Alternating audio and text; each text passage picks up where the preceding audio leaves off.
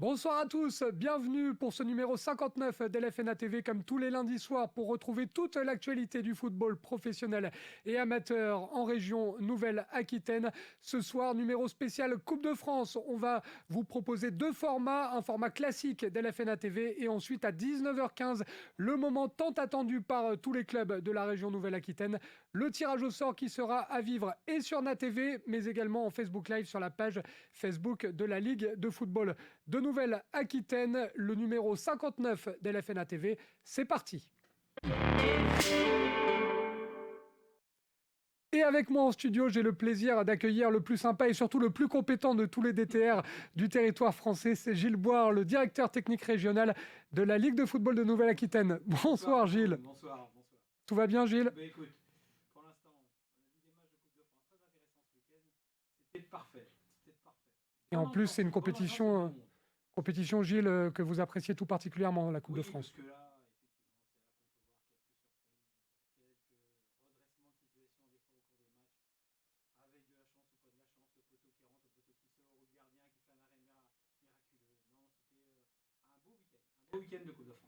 Et juste avant d'évoquer le côté sportif, on vous rappelle que NATV et la Ligue de football de Nouvelle-Aquitaine s'associent comme chaque mois d'octobre à Octobre Rose, le mois de sensibilisation pour la lutte contre le cancer du sein. Je vous rappelle juste 2-3 chiffres. En 2021, seule la moitié des femmes concernées ont participé au dépistage.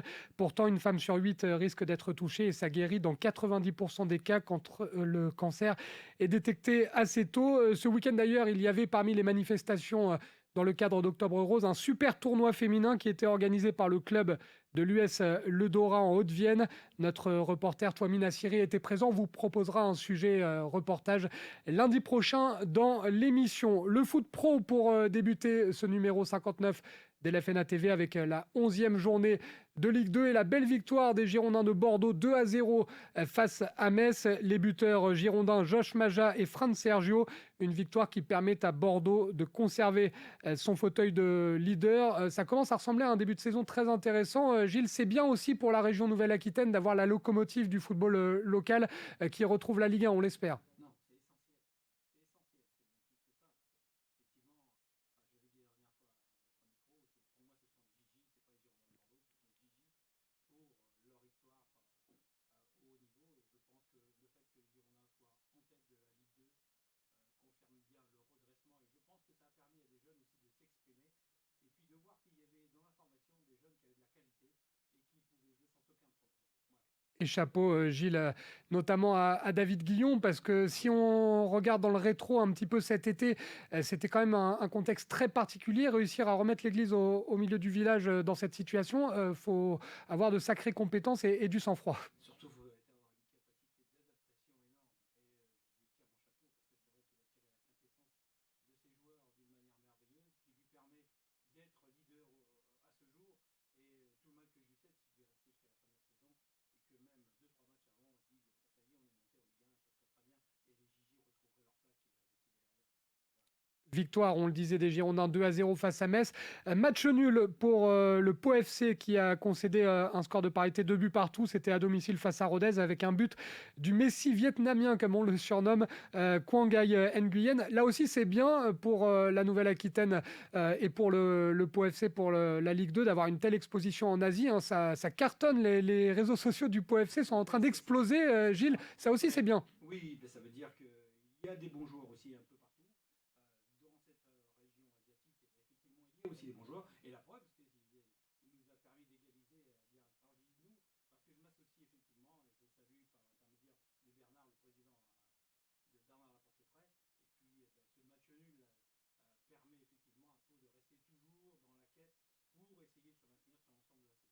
En revanche, on espère qu'on ne va pas perdre Niort en Ligue 2, puisque Niort est toujours lanterne rouge. Niort qui s'incline 1-0 sur la pelouse de Caen. Niort, dernier qui recevra Grenoble lors de la 12e journée de Ligue 2, le samedi 15 octobre à 19h. Dans le même temps, Pau ira du côté d'Annecy, le promu. Enfin, les Girondins de Bordeaux se déplaceront, eux, dans un choc du côté de Bastia. Ce sera en match décalé le lundi 17 octobre à 20h45. J'ai vu Gilles hocher la tête. Ça va pas être facile à Furiani. Bastia, c'est toujours très compliqué, mais je leur fais confiance. Je pense que là, ils sont sur une bonne dynamique. Je ne vois pas pourquoi cette dynamique ne continuerait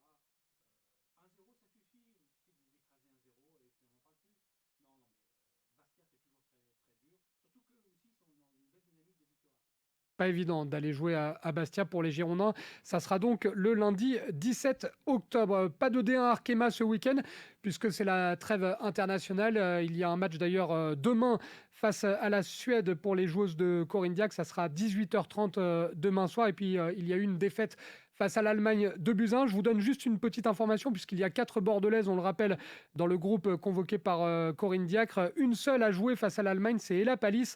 Elle a remplacé Kenza Dali à l'heure de jeu. Voilà pour le foot féminin. Là aussi, Gilles, chapeau à Patrice Lair, chapeau à la formation girondine. 4 joueuses dans le groupe France, c'est toujours bien. Oui, et surtout qu'il a perdu d'excellentes joueuses, des joueuses de cadre, et il réussit encore avec la formation à mettre des joueuses dans l'équipe de France. Je trouve ça magnifique, et bravo à lui, en espérant qu'aussi Soyaux, bien entendu, puisse faire aussi de même. Et je trouve qu'ils ont fait un bon départ cette année, et je leur souhaite beaucoup de courage, surtout de continuer dans ces efforts-là, parce que s'ils peuvent assurer le maintien très vite, ça sera très bien. C'était pour le foot pro et pour le foot féminin. On passe au moment attendu, on passe à la Coupe de France.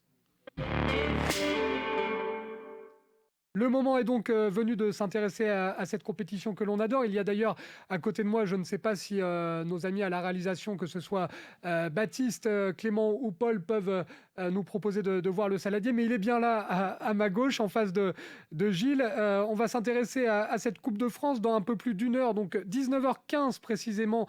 Ne manquez pas le tirage au sort du 16e tour. Il y aura notamment Gilles pour s'intéresser à ce tirage et avoir toutes les réactions en direct autour de Nicolas Coute qui présentera cette émission spéciale. On va vous rappeler les résultats du week-end avec les matchs du 5e tour. La victoire au tir au but, vous le voyez sur le tableau qui s'affiche, la victoire au tir au but d'Aubusson face à Château-Larche, la victoire de l'ES Gueurétoise, là aussi au tir au but, c'était contre Saint-Jean-d'Angély, la qualification à 1-0 de l'Aviron bayonnais, victoire du CA Neuville, qualification également de Châtellerault sur la pelouse de Périgny. Lèche Cap Ferré n'a pas fait de cadeau à Oloron Béarn, victoire 5-0 de l'US Lèche Cap Ferré. Qualification également de Boé. Il y a une réserve, on va donc attendre un petit peu, mais qualification du FC Libourne contre Nontron-Saint-Pardoux. Victoire du CA Béglé contre Senon. Qualification d'Angoulême-Charente sur la pelouse de Tulle Foot Corrèze. On verra tout à l'heure le résumé de cette rencontre. Qualification également de l'Escar, de Bergerac-Périgord, de Choré qui est allé s'imposer à Poitiers 4-0, victoire 2-0 de Merpin face à Causes, victoire 3-1 de Chauvigny sur le terrain de Saint-Sauveur, qualification au tir au but de Parthenay-Viennet sur la pelouse d'Aubin-Horté, et puis il y a eu la victoire de Trélissac 4-1 sur le terrain de l'Étoile Maritime et la victoire du FC Occitane 2-0 face à l'ESR, l'entente sportive La Rochelle. Ça donne un nouveau petit poussé dont on va reparler dans un instant, ce club de l'Occitane FC. Mais juste une cartographie, Gilles, de ce 6e tour. J'ai essayé de regarder un petit peu la répartition en fonction des districts. Comme souvent, c'est le district de la Gironde, c'est totalement logique qu'il y a le plus de clubs. En revanche, la bonne nouvelle, Gilles, excusez-moi, c'est que tous les districts sont représentés dans ce 6e tour. Ça, c'est une bonne nouvelle. Ça, c'est très bien. C'était rare auparavant. Je pense qu'il aurait pu y avoir un peu plus de représentation s'il n'y avait pas eu trop de surprises. Mais la Coupe de France est faite pour avoir des surprises. Et je trouve ça très intéressant. Et que tous les deux départements soient quand même représentés, c'est intéressant. Après, la Gironde doit être la masse de cette Coupe de France au niveau de l'élite, parce qu'elle représente l'élite à elle toute seule, 45 000 licenciés, des clubs de bon niveau qui se rencontrent tous les dimanches. Donc ça fait que l'élite doit se situer au niveau de la Gironde. C'est logique que la Gironde ait le plus de représentants. 6 clubs au total pour ce district. On parlait tout à l'heure de la locomotive avec les Girondins de Bordeaux. Le district de la Gironde, c'est aussi la locomotive du foot néo-aquitain. En revanche, la Gironde a perdu malheureusement son petit poussé, le club d'Ambès, Gilles, qui a perdu contre le Jonzac Saint-Germain. On va vous proposer le résumé de cette rencontre. Il est signé de notre reporter en Gironde, Florian Sabatier.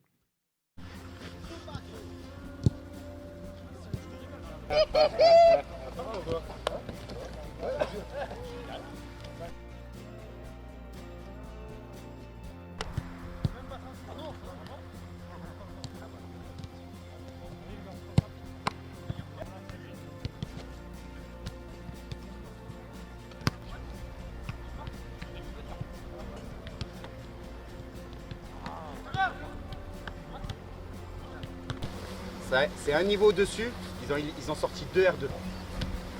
Ça va être une équipe avec beaucoup de qualité. J'ai eu des échos, ça va être une équipe très solide. Par contre, nous, très clairement, on a les armes pour les faire douter. Si on arrive à les faire douter, on l'a déjà vu sur les tours d'avant, si on arrive à les faire douter, c'est là qu'on va être dangereux. Plus de l'excitation que de la pression, je ne vais pas vous mentir. Pas de la pression, c'est... On reste joueur de Détroit, c'est pas à nous de l'avoir. Là, je vous parle en tant que joueur. Moi, si je vais rentrer sur le terrain, c'est pour tout donner. Si à la fin, on a fait le match qu'il fallait, qu'on perd, la logique aurait été respectée. Si on gagne, mais la magie sera encore là et ce sera exceptionnel. Après, en tant que président, je ne vais pas vous cacher que c'est un autre sentiment, c'est beaucoup de préparation. Il faut penser aux trucs d'après-match, voir pour l'école de foot, faire venir les enfants. C'est beaucoup d'organisation, c'est pour ça qu'on s'est organisé avec tout le bureau. C'est fait, c'est fini. Au moins, on a notre week-end tranquille. On peut penser dimanche à 13h, on se donne rendez-vous et point barre. Mais après, en tant que joueur, non. En tant que joueur, c'est un match comme un autre. Nous, on a déjà tout gagné pour nous. On est au 5e tour pour nous. Là, on va vivre ça comme notre finale de Coupe de France, en fait. Mais pour nous, on a tout gagné. Il n'y a pas de pression à avoir. On est simple joueur de Détroit. La pression, s'il doit y en avoir une, c'est eux qui vont l'avoir, puisqu'on joue quand même 3 niveaux en dessous. Eux, s'ils se font sortir par une Détroit, ça va être très mal vu de leur part. Donc, à mon avis, nous, on ne jouera pas la peur au ventre. C'est plus eux qui vont jouer avec. Il ne faut pas qu'on change notre façon de jouer. Ce n'est pas parce que c'est une régionale qu'il faut qu'on change notre façon de jouer. Il faut qu'on soit présent dans l'impact. On ne doit rien leur laisser. Très clairement, on ne doit rien leur laisser. Je ne sais pas si vous avez vu des articles, ils veulent plier le match d'entrée. Si nous, on est costaud, si nous, on est fort, on va leur installer le doute. Comme on a installé le doute sur les tours précédents. On a les armes. Ça, il faut que vous vous mettez bien en tête.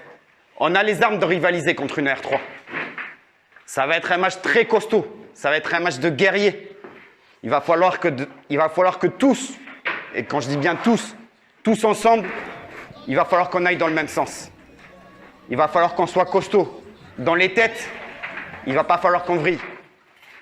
Ce n'est pas à nous de vriller. La pression, ce n'est pas à nous de l'avoir. Nous, c'est magnifique ce qui nous arrive. On est au 5e tour. Une Détroit qui arrive au 5e tour, ça n'arrive pas des masses. On se tue sur le terrain. On se tue sur le terrain. Ok les gars ? Début de ce 5e tour de Coupe de France entre le FC Ambès et le FC Jonzac Saint-Germain. Dans les 5 premières minutes, les visiteurs ont droit à un face-à-face avec le gardien que ce dernier parvient à remporter. On se rapproche des 10 premières minutes sur un bon ballon dans la profondeur. L'ailier jonzacais va enrouler sa frappe qui heurte la barre transversale. Quelques minutes plus tard, Jonzac insiste sur un jeu long. L'attaquant pique son ballon, mais il est stoppé irrégulièrement par le gardien. L'arbitre désigne sans contestation possible le pénalty. Nicolas Brossard se charge de la sentence et le transforme. 1-0 pour Jonzac. Mais le petit poussé Ambès ne désespère pas sur un long ballon. Teti Cambaro remet en retrait. Geoffrey Pérez tente de conclure, mais le gardien parvient à écarter le danger sur sa ligne. Sur une belle phase de jeu d'Ambès, Cédric Vassot est trouvé. Il arme sa frappe qui est déviée par l'ultime rempart. Quelques minutes plus tard, sur un ballon récupéré à hauteur de la surface, Julien Roro décale sur Cambaro, mais son piqué trouve le chemin du gardien. Nouvelle opportunité pour Ambès qui n'est pas loin de trouver le chemin défilé. Fin de cette première période où rien n'est encore fait. Au retour des vestiaires, le FC Ambès, qui s'appuie sur le soutien de son fervent public, va revenir dans le match à la 63e minute. Sur un petit piqué, Cédric Vassot trouve Cambaro qui fait parler son sang-froid dans la surface de vérité pour égaliser et enflammer le chaudron du petit poussé.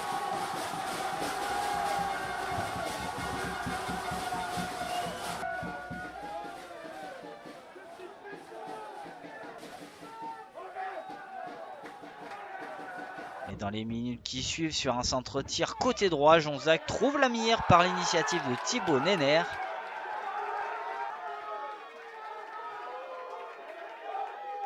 On On se rapproche de la fin du temps réglementaire. Ambès va pousser jusqu'au bout, mais en vain.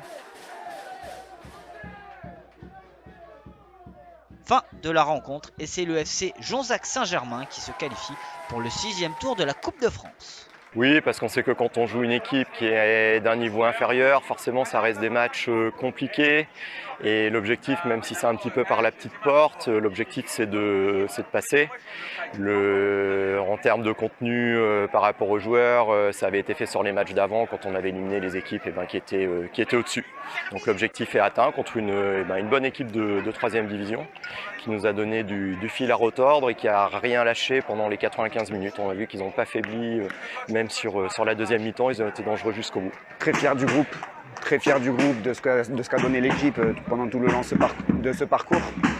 Ça s'est joué en détail. Il y a des semaines où ça a été de notre côté, mais là ça s'est pas penché de notre côté. Mais très honnêtement, j'ai rien à reprocher aux joueurs. On a fait le match qu'on devait faire. On était mené 1-0, on a réussi à revenir au score. On a eu des occasions où on pouvait mettre le deuxième, voire en première mi-temps, on pouvait nous prendre le score. Ça se joue sur ces détails, on va dire, et voilà, ça s'est tourné vers eux. Après, ils ont très bien géré leur fin de match. Mais très honnêtement, très fier du groupe, très fier du groupe. Ça serait beau. Après, voilà, on avait la magie du petit poussé, comme on l'appelle. Ça aurait été beau de un petit peu grappiller 2-3 autres tours en plus. Voilà, ça fait vivre la ville, c'est un bel événement. Ça réunit la ville, c'est un bel événement. Donc après. Comme on dit, la Coupe de France, de toute façon c'est le sport, soit on gagne, soit on perd. Aujourd'hui on a perdu, on a fait quand même un très beau parcours.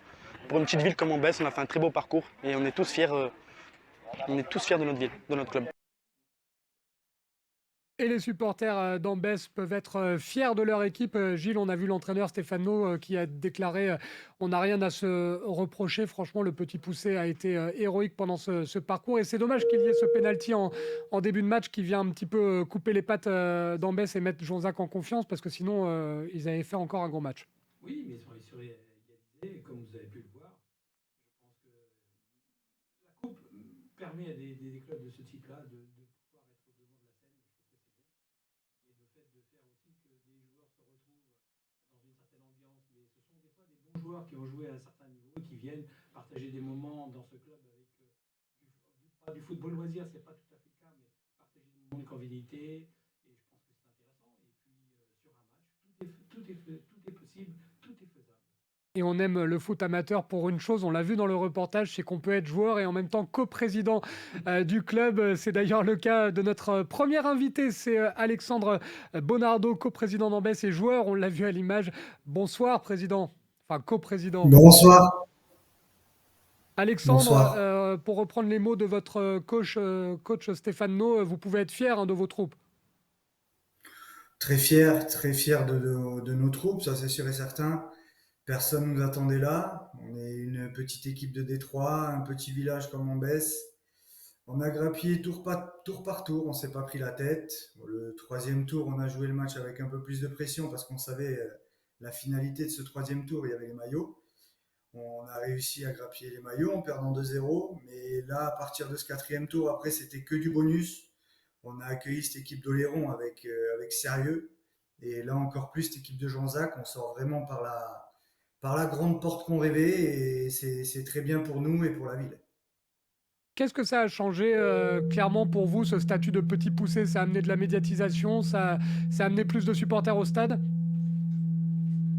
Ça a amené énormément de médiatisation, ça c'est sûr. On a été contacté par plusieurs clubs qui nous félicitaient. Ça fait toujours plaisir que des gros clubs aux alentours de chez nous, comme Saint-Loubès, Lormont, Le Mascaré, pensent à nous. Ça met notre petit club qu'on est en lumière. Ça fait du bien. Et après, au niveau des supporters, je vais pas vous mentir, on a eu au quatrième tour chez nous contre Oléron, on avait à peu près, je dirais, par rapport à Sud-Ouest qui disent 200 personnes. Là, on a dû doubler sur le dernier tour contre Jonzac. Et c'est tout simplement magnifique. C'est spectaculaire. Bon, faut pas toujours croire les informations de nos confrères de Sud-Ouest.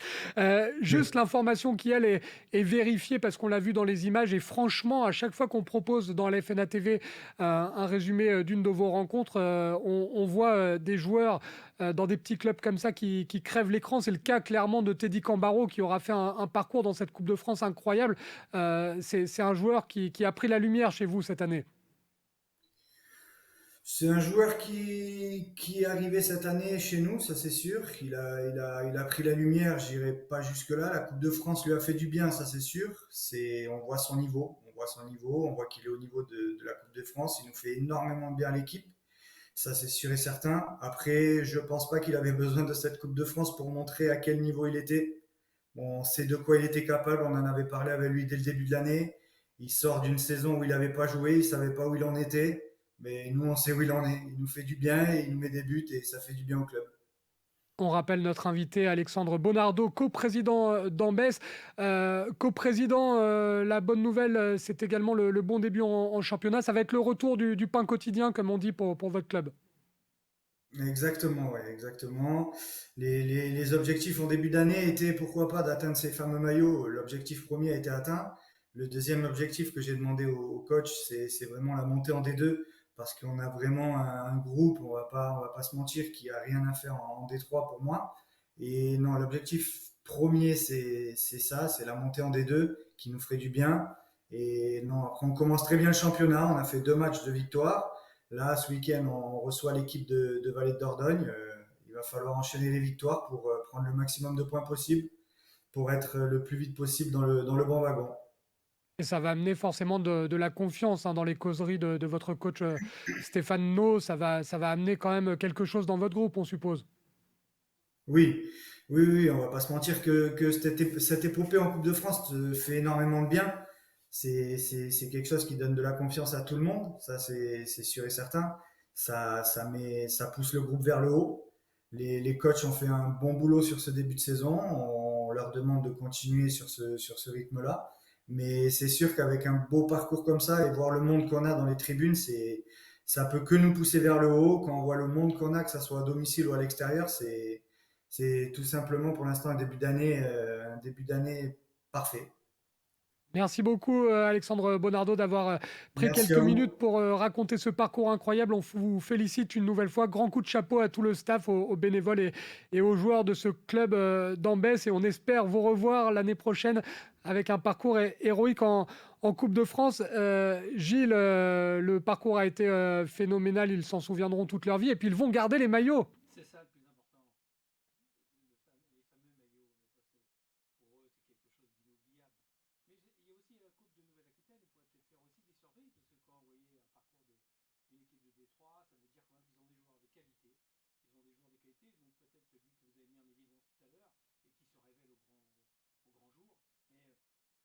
Mais je leur souhaite aussi de monter, parce que c'est important de passer des étapes. Effectivement, quand vous avez un groupe de qualité comme ça, de pouvoir monter à la fin de la saison en D2, ça ferait une saison vraiment merveilleuse pour le club. Et du coup, Gilles, le petit poussé, a fait sa valise. Il a fait le voyage du district de la Gironde direction la Haute-Vienne. Il se nomme désormais le Occitane FC qui a battu le club de La Rochelle, le SR, 2-0. On va là aussi avoir un invité pour en parler. Gilles, c'est tout simplement le président de l'Occitane FC. Le nouveau petit poussé de ce 6e tour de Coupe de France, c'est Philippe Dubreuil qui est avec nous. Bonsoir Philippe. Félicitations Philippe, parce qu'il y a un nouvel exploit de vos troupes ce week-end. Vous avez effacé 3 divisions d'écart, mine de rien, face à l'Entente sportive de La Rochelle. Vous devez être sacrément fiers ce soir.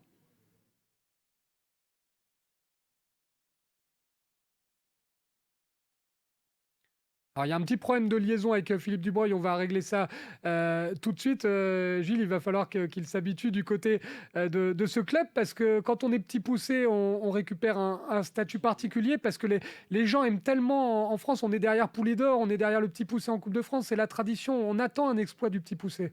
Toujours.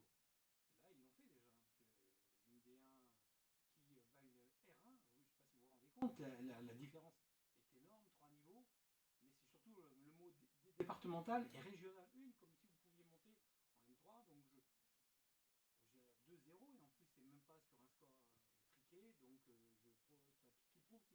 quand même quelques joueurs de qualité qui sont peut-être aussi du bassin limougeois et qui sont venus jouer avec des copains dans ce club, qui a l'air d'être sympa comme tout. Et puis la preuve, quand un jour, le jour J, vous êtes à 120%, vous avez déjà de la qualité, et que vos supporters sont là et vous entourent, Tout est possible, c'est ça qu'on aime en Coupe de France.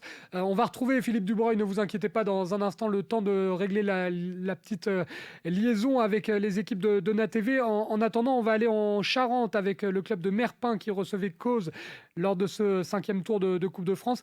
Un duel entre deux clubs de R2 qui vous est résumé pour LFN NATV par Touami Nassiri. C'est en Charente, et plus particulièrement à Merpin, que tout un club se prépare à accueillir Cauze, évoluant dans la même poule en R2 pour ce 5e tour de Coupe de France. Aujourd'hui, AS Merpin, c'est 230 licenciés. Cette année, on est encore en train de battre le record de nombre de licenciés. C'est une école de foot où on a toutes les catégories engagées, de U6, U9, U11, U13, U15, U16, U19. C'est une grande fierté parce qu'il y a 8 ans, il n'y avait pas d'école de foot à Merpin. C'est 2 équipes engagées en championnat régional, donc régional 2. Une équipe qui montait cette année en D1. Voilà. C'est une équipe de 30 dirigeants, parce que sans nos dirigeants, on ne peut pas jouer au foot, on est comme tous les clubs. Autour de nous, on est plein de dirigeants qui œuvrent pour que tout se passe bien. Ouais. Aujourd'hui, notre parcours en Coupe de France, c'est toujours une fierté de passer un tour en Coupe de France. Le premier, le deuxième, le troisième, arriver au 5e, c'est une grande fierté. Le record de Merpin, c'est passer les 6 tours. Donc on est à la porte du record, c'est une grande journée pour nous. Voilà, ça fait 2 ans qu'on n'avait pas réussi la Coupe de France. On est éliminé au premier tour. Toujours déçu pour une équipe R2 se faire éliminer, toujours par des équipes des deux. Voilà. Donc aujourd'hui, ce qu'on attend, bien sûr, c'est un grand match. Voilà, de pouvoir passer ce tour. On sait que Cauze a un adversaire difficile, qui l'année dernière nous a battu 2 fois en championnat et largement battu. Donc aujourd'hui, on va tout faire pour prendre notre revanche, passer se qualifier pour le 6e tour de la Coupe de France. Voilà. Et on souhaite la bienvenue, bien sûr, aux joueurs de Cauze. Et puis bonne chance et que les meilleurs gagnent. Le mot d'ordre aujourd'hui, ça va être ne rien regretter. On est à domicile, on est chez nous, on doit produire du jeu, c'est sûr. Mais on doit surtout rien regretter. Il faut qu'à la fin du match, on ait tout donné. On ait tout donné. Ok les mecs, il faut qu'on soit mort de chez mort. Que putain, j'aurais dû faire la passe au lieu de frapper. Alors, faut vraiment pas de regret. Le marquage, j'aurais dû être plus près. Non. Aujourd'hui, le plus efficace en coupe, c'est ça. Le plus efficace, il gagne. Que ce soit dans les 2 surfaces, nous défensivement et surtout offensivement. Si on n'en a qu'une et qu'on la met, c'est très bien. Ça fera peut-être 1-0 à la fin. D'accord ? Soyez efficaces les gars aujourd'hui. Le coup d'envoi est donné ici à Merpin. Laquelle de ces 2 équipes remportera son billet pour le 6e tour de cette Coupe de France. Allez, le premier coup franc pour Cauze avec Paolo Machado qui tire et qui finit dans les bras du portier de Merpin.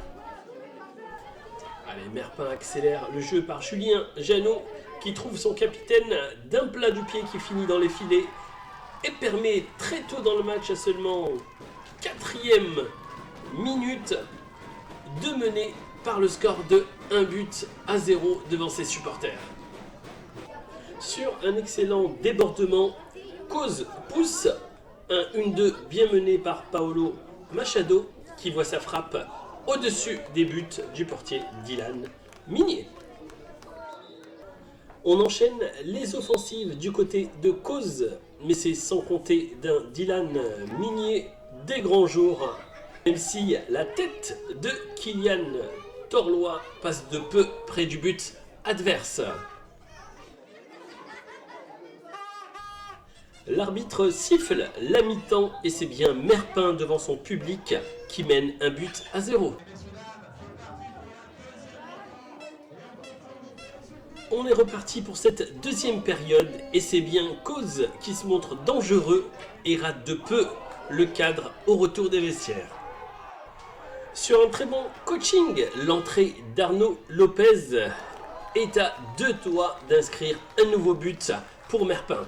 Sur cette faute à la 67e minute, Pierre Aymar de Merpin écope d'un 2e jaune synonyme de carton rouge L'AS Merpin évoluera donc à 10 les quelques 20 minutes restantes dans le temps réglementaire.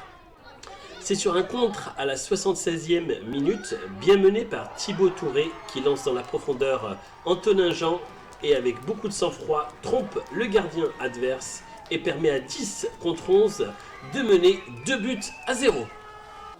On est dans le temps additionnel, c'est encore Jean Antonin qui lance à la limite du hors-jeu son attaquant, qui est tout près d'inscrire un 3e but.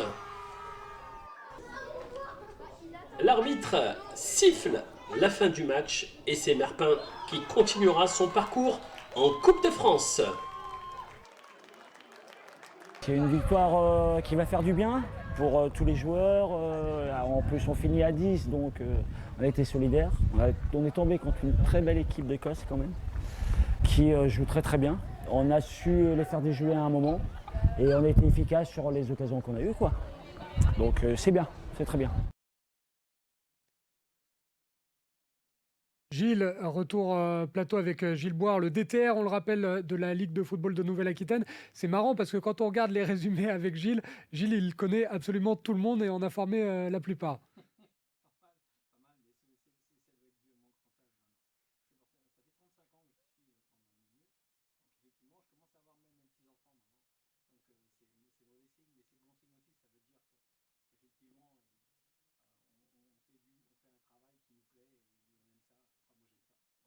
Et chapeau à ce club de Merpin, Gilles, parce que d'une, ils ont tenu à 10 contre 11.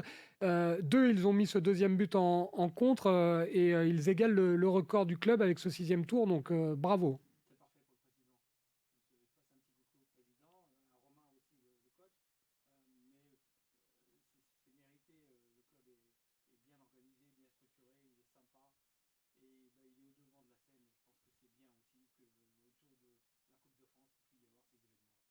Et en parlant de président, on va retrouver le président de l'Occitane FC parce qu'on voulait absolument avoir le petit poussé de ce 6e tour de Coupe de France. C'est Philippe Dubreuil qui est avec nous dans LFNA TV. Bonsoir, président. Bonsoir, vous m'entendez?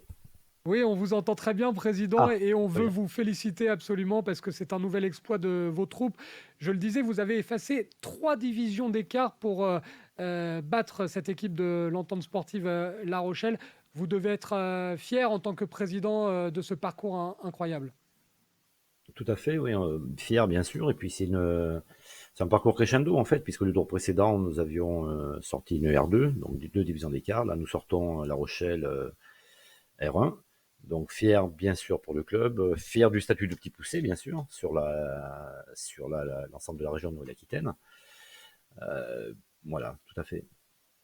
Petit poussé, ça amène un peu plus de médiatisation, ça amène aussi de la pression. On en parlait avec Gilles, il y a une pression populaire parce qu'on a tous envie d'être supporters du petit poussé. Si c'est pas le club de notre enfance ou le club où on est licencié, on a toujours cet attachement, cet amour pour le petit poussé. Alors tout à fait, bon nous on a la chance d'avoir un engouement au quotidien tous les week-ends, même en dehors du parcours de la Coupe de France. Donc forcément on a un engouement encore un peu plus large de la part des clubs, de par toute la population, ce qui fait qu'on est suivi par pas mal de monde. Donc faut pas se louper dans le résultat si on peut, dans la manière non plus. Donc c'est très bien, c'est une fierté pour tous nos joueurs et puis tout notre tissu local. Puisqu'on a un club, n'ayons pas peur des mots, on est un club de campagne. Hein. Voilà. Mais un club de campagne qui va avoir derrière soi tous les supporters, évidemment, de Merpin, mais aussi tout le district, parce que, président, vous êtes le dernier représentant du district de la Haute-Vienne, donc ça fait une double pression, entre guillemets. Tout à fait. Nous étions le tour précédent déjà le dernier représentant, donc là, on continue l'aventure en étant forcément le dernier représentant. Donc on a le district derrière nous, bien sûr, et donc voilà, on a un soutien large, on va dire. Tout à fait. 19h15 sur LFNA TV, il va y avoir avec Nicolas Coute notamment le tirage au sort attendu de ce 6e tour de Coupe de France. Philippe Dubreuil, vous espérez un gros à la maison, on suppose, comme tout le monde? Alors nous on a la chance qu'on prendra automatiquement plus gros que nous. Et voilà, donc on est un peu mitigé sur prendre un très gros ou prendre quelqu'un à notre portée. Donc voilà, c'est pas Le choix n'est pas simple, mais dans tous les cas, ça sera un bonheur pour nous. Mais on prendra Racontez-nous les automatiquement coulisses, plus gros. Philippe. Racontez-nous un petit peu les coulisses du club. Ça sera devant LFNA TV, évidemment.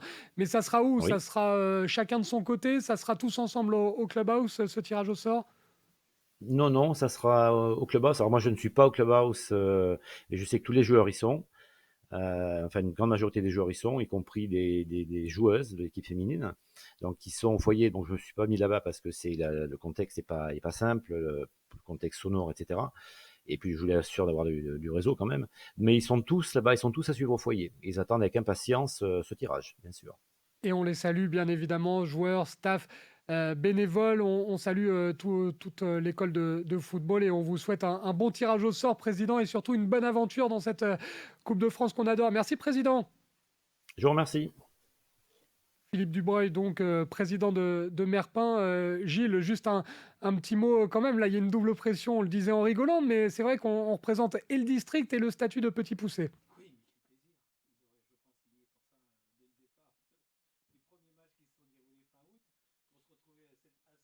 À ce moment-là. Donc je pense que la coupe a ses miracles et là, c'en est un et qui continue le plus longtemps possible. En plus, il représente notre district, c'est bien. Le district de la Haute-Vienne, c'est-à-dire tous les supporters pourront se rendre ce jour-là. Il y a peut-être Guéret qui est juste à côté, qui est qualifié aussi, donc ça pourrait peut-être faire le derby du Limousin, qui serait peut-être intéressant. On va voir si on a la main heureuse tout à l'heure. Oui, il y a peut-être des derbys en perspective. Il y a notamment, je pense, un derby de Mérignac qui pourrait être sympa aussi. On va en reparler, évidemment. Ça, mais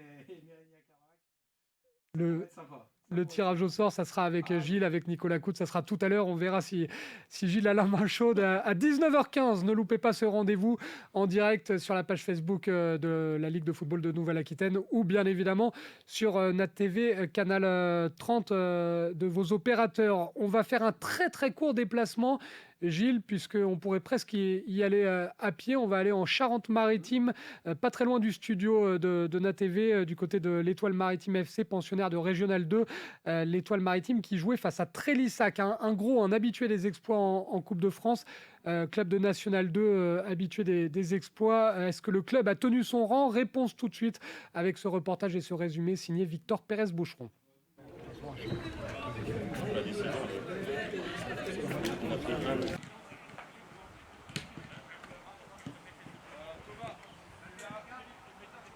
Ce dimanche 9 octobre se déroulait le match opposant l'Étoile Maritime à l'équipe de Trélissac en 5e tour de Coupe de France. Alors c'est une déception pour le huis clos parce que malheureusement c'est une fête aujourd'hui, une Nationale 2 c'est pas tous les jours qu'on en rencontre. On a eu la chance quand même d'avoir la dérogation pour jouer donc sur notre terrain.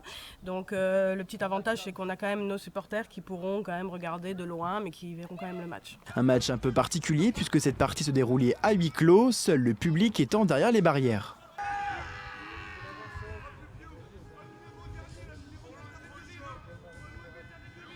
De l'électricité dans l'air avant le coup d'envoi donné par monsieur Hakim Mawidi. Seules les conditions atmosphériques donnaient un petit air de printemps pour cette partie de football. Cette ambiance particulière permettait à Trélissac de donner le ton avec une première action dès la 2e minute par Seine Pape, mais qui n'inquiète pas le portier adverse. Un démarrage mené tambour battant, notamment par une belle action d'Arthur Vaquette de l'Étoile Maritime sur une passe de son coéquipier Julien Diallo à la 5e minute. Trélissac maintient sa pression en jouant dans le camp adverse et à la 18e minute sur un corner de Kashito Wanduka, le ballon trouve le chemin des buts en trompant Jason Périan, le portier de l'Étoile Maritime. Le score est alors ouvert, Trélissac mène 1-0. Toujours cette même pression des Bleus, Trélissac est récompensé par sa domination par un but de Jordan Potier à la 32e. L'arbitre siffle cette fin de première mi-temps et renvoie les 22 joueurs au vestiaire pour la pause citron.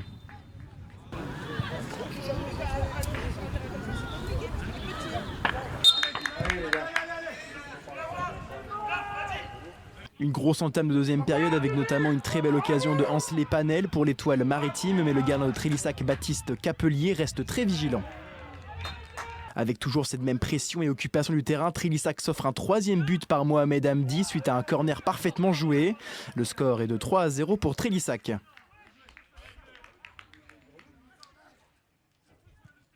Mais à la 60e minute, Villeneuve toujours présent et à l'attaque ouvre son compteur 3-1. Mais la domination ne fait pas de doute sur cette partie et c'est bien Trélissac qui à la 90e minute envoie le ballon dans les buts par un beau coup de pied de Pape Séné qui définitivement donne la victoire à son équipe.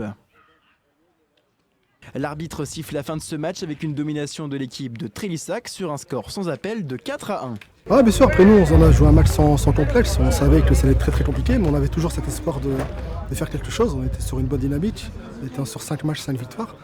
Après voilà, on sait que ça se joue sur des détails et on a bien vu aujourd'hui, c'est le réalisme. On a fait jeu égal et au niveau du réalisme, voilà, et les erreurs individuelles, ça fait que ça paye cash. Donc forcément on apprend justement sur la zone de vérité, c'est ça qui fait la différence entre les équipes d'un palier au-dessus. En l'occurrence, ils étaient de 3 paliers au-dessus, mais c'est ça qui fait la différence.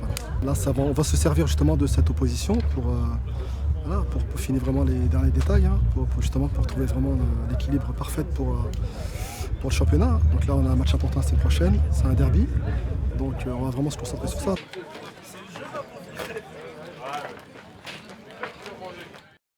Défaite logique, Gilles, on l'a vu dans ce résumé signé Victor Pérez-Boucheron.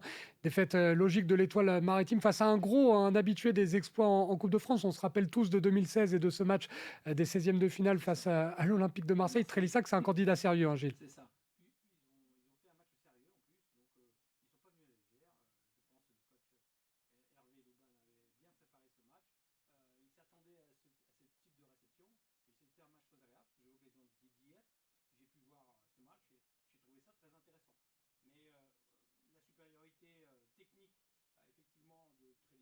Parler à un moment donné, notamment dans le but. Ils ont été très réalistes. Et c'est le lot et la force des grosses équipes, c'est souvent de faire preuve de réalisme et de sang-froid devant le but, Gilles. Oui, c'est mieux. Faut pas en avoir 25, hein. 2, ça suffit. 2, ça suffit. Si elles sont toutes les deux, ça suffit. On le voit souvent au haut niveau, ce que ça peut donner. Et la preuve avec Merpin, puisqu'on a retrouvé quelqu'un que connaît bien Gilles, c'est Romain Rigalo, le co-entraîneur du club de Merpin. On va d'abord féliciter Romain Rigalo, on va l'accueillir dans cette émission de l'FNA TV. Romain, chapeau à vos joueurs et au staff. Oui, merci, bonjour à tous. Merci, oui, c'est clair, ça fait plaisir. On a vécu un bon dimanche, il y avait la présentation de l'école de foot en plus, il a fait beau. On a vu 2 belles équipes sur le terrain, c'était parfait pour nous avec la victoire. Et je le disais, vous égalez, Romain, le record du club en vous qualifiant pour le 6e tour. On l'a vu sur les images, il y avait du public, il y avait l'école de foot qui faisait sa rentrée, vous l'avez dit. Donc tout était effectivement réuni. Vous avez quand même dû stresser un petit peu parce que l'expulsion là, de Pierre Aymar à la 70e, alors que vous ne meniez que 1-0, ça doit amener un peu de stress en fin de rencontre. Oui, tout à fait. Oui, il restait en plus 20 minutes. Cause a poussé, mais nous, on a fait le dos rond, on a joué en contre et étonnamment, ils ont fini avec des crampes, certains, de Cause. Et du coup, on a même mieux fini qu'eux physiquement. Donc, on a marqué ce 2e but, on aurait même pu en marquer un 3e, mais bon, ils ont eu quand même 1 ou 2 belles occasions pour égaliser. Ils l'ont pas fait. Tant mieux pour nous. Tant mieux pour vous, effectivement, et on félicite bien évidemment Cause pour le parcours. On vient d'avoir Philippe Dubreuil, le président de l'Occitane FC, qui est le nouveau petit poussé de cette compétition. Lui nous disait que forcément il allait hériter d'un plus gros que lui, puisque c'est le petit poussé tout à l'heure à 19h15 lors du tirage au sort de ce 6e tour. Vous espérez quoi, recevoir en priorité ? Oui, recevoir, oui. Quand on voit la fête qu'il y a eu dimanche au stade, c'est clair qu'on veut recevoir. Après quelle équipe, peu importe, c'est la magie de la coupe. N'importe. Le principal, c'est qu'on passe un bon dimanche ou samedi, on verra. Gilles Boire, que vous connaissez bien à côté de moi, me souffle un match contre Angoulême Charente FC. Ça vous plaît ça ou pas ? Ah oui, ça serait une très belle affiche, oui. Tout à fait, ouais, c'est clair, un beau derby, voilà, qui est avec 3 divisions au-dessus, 4 divisions. Donc oui, il y a de quoi apprendre sur ce match-là, oui. On va parler du pain quotidien avant de vous quitter. Romain, le pain quotidien, évidemment, c'est le championnat, même si cette Coupe de France, c'est toujours exceptionnel, surtout quand on réalise un parcours comme le vôtre. Vous évoluez en R2. Pour le moment, c'est vraiment un début de saison extraordinaire entre la Coupe et le championnat, parce que certes, vous n'avez joué que 2 matchs, mais c'est 2 victoires et à chaque fois des clean sheets. Qu'est-ce qui peut vous arrêter ? Bah, peut-être une défaite, oui, effectivement. Pour l'instant, on en a fait 2 beaux matchs, hein, effectivement, 3-0 et 2-0. On défend bien, on attaque bien, pourvu que ça continue. En championnat, ça se passe plutôt bien. Il faut faire très attention parce qu'il y a 4 descentes. Donc la coupe, c'est bien, mais il va bientôt faire place au championnat. Ça va être très important de prendre des points pour se sauver le plus rapidement possible. Effectivement, se sauver et en plus réaliser un super parcours, c'est tout ce qu'on vous souhaite et on vous félicite une nouvelle fois avec Gilles qui est particulièrement heureux de vous voir réussir ces exploits tour après tour. Merci beaucoup Romain Rigalo. Merci à vous. Merci beaucoup. Et le président de Merpin sera avec nous tout à l'heure aux côtés de Nicolas Coude pour réagir justement au tirage au sort. Il y a un mot qui revient à chaque fois, Gilles, quand on a un invité dans cette émission par rapport aux différents tours de Coupe de France, c'est l'importance de retrouver le public. On le sait, on a vécu malheureusement pour notre football amateur pas mal de matchs à huis clos, pas mal de matchs annulés, des recettes à la buvette qui n'étaient pas là. Pour les finances de certains tout petits clubs, c'était très compliqué. Quelle joie de revoir derrière la main courante et en tribune autant de monde là sur ces matchs de Coupe de France. Oui, quelle joie, ça fait du bien. Ça fait du bien de revoir du monde. Moi, j'étais aussi à Périgny samedi. Il y avait au moins 600, 700 personnes. C'est vraiment très agréable. Et justement, quand on est rendu à ce 5e tour et qu'on va aller au 6e, effectivement, il y a du monde. Ça veut dire qu'il y a un potentiel public. Mais il faudrait effectivement à chaque fois proposer ce type de match qui n'est pas possible. Et c'est vrai que c'est peut-être aussi de décaler des horaires de rencontre qui permettraient peut-être à un public de venir pour participer à la rencontre, boire un petit pot à la buvette pour permettre d'avoir un peu d'argent pour les gamins, pour l'école de foot, ce qui serait intéressant. Mais quand on est rendu au 5e tour, alors au 6e tour, ça va être encore pire. Et il y avait du monde également du côté du stade Saint-Pé, Gilles, dans le Béarn, avec une magnifique rencontre qui opposait le FC Oloron Béarn à l'US Lège Cap Ferré. On va voir le résumé de cette rencontre avec les images de Florian Sabatier.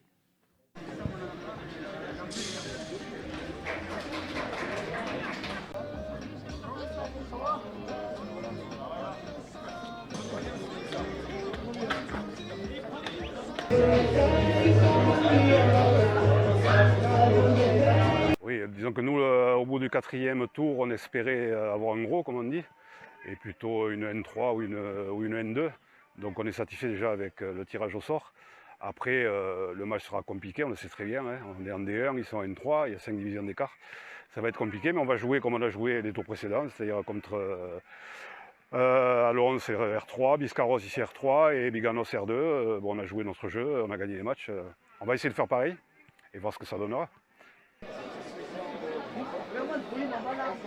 Début de ce 5e tour de Coupe de France entre Oloron Béarn, club de D1, et l'US Lège Cap Ferré, club de National 3. Dès le début de la partie, ce sont les visiteurs qui se mettent en évidence sur coup de pied arrêté.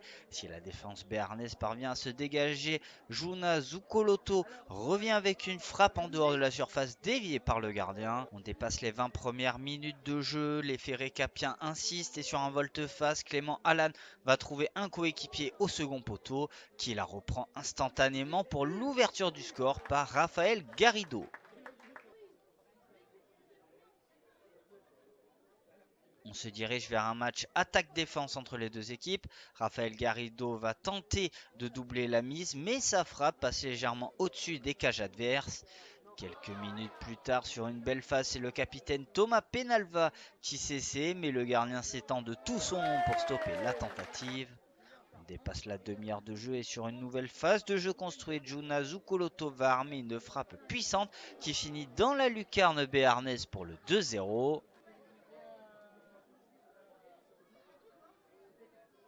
À quelques secondes de la fin de la première période, Lège Cap Ferré insiste côté gauche par Clément Allan qui trouve Lucas Albert qui frappe, mais cette dernière est repoussée.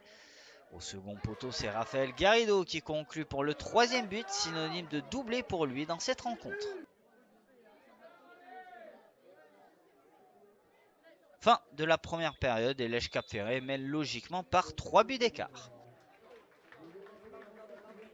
Au Au retour des vestiaires, Thomas Louga s'essaie sur coup franc, mais cette fois-ci, il ne trouve pas le cadre. Oloron Béarn recule et subit fortement devant sa cage, mais cette fois-ci, c'est toute l'arrière-garde qui s'emploie pour ne pas encaisser un nouveau but. On se rapproche de la fin du match et sur un ballon récupéré très haut par Lège Cap Ferré, Yoro Blonde va parvenir à décocher un missile qui finit sur la barre d'Oloron Béarn pour le 4-0. Mais Oloron Béarn veut sauver l'honneur et sur un coup de pied arrêté, beaucoup de cafouillage dans la surface des visiteurs et une frappe va heurter la barre sans conséquence pour Lège Cap Ferré. Véritablement insatiable, le club de National 3 va réaliser une nouvelle percée côté gauche. Le ballon est mis en retrait. Si le gardien s'emploie sur la première frappe, il est battu sur la seconde de Lucas Albert qui inscrit le 5e but à 0. Fin de cette rencontre et c'est Lège Cap Ferré qui se qualifie sans difficulté pour le 6e tour de la Coupe de France. Oui, parce que l'objectif était quand même d'être très respectueux de l'adversaire. On savait ce qu'ils avaient fait avant et on savait que c'était une équipe qui compterait beaucoup. Après, le terrain est vraiment un terrain de coupe, il était bon, donc ça c'était bien. Après, il était assez petit, donc on sentait qu'il y avait vraiment un traquenard. Après, on les a pris au sérieux, on est resté concentré, on a travaillé pour nous, parce qu'on prépare surtout la suite. J'ai beaucoup de joueurs qui ne se connaissaient pas réellement, ça fait que 2-3 matchs qu'ils jouent ensemble. Donc là, ça commence à prendre, on sent que c'est sérieux. Après on a respecté l'adversaire, et donc quand on respecte l'adversaire, et ben, ça marche. Le coach le disait, Gilles, ils ont respecté l'adversaire. C'est souvent le cas en Coupe de France. C'est soit il y a les 15 premières minutes qui se passent bien pour le plus petit, ça tient, ça met le doute dans la tête de l'adversaire. Soit il y a le scénario inverse, c'est-à-dire que le gros réussit à mettre un but rapidement. Après, ça déroule et là, on a vu la différence de niveau.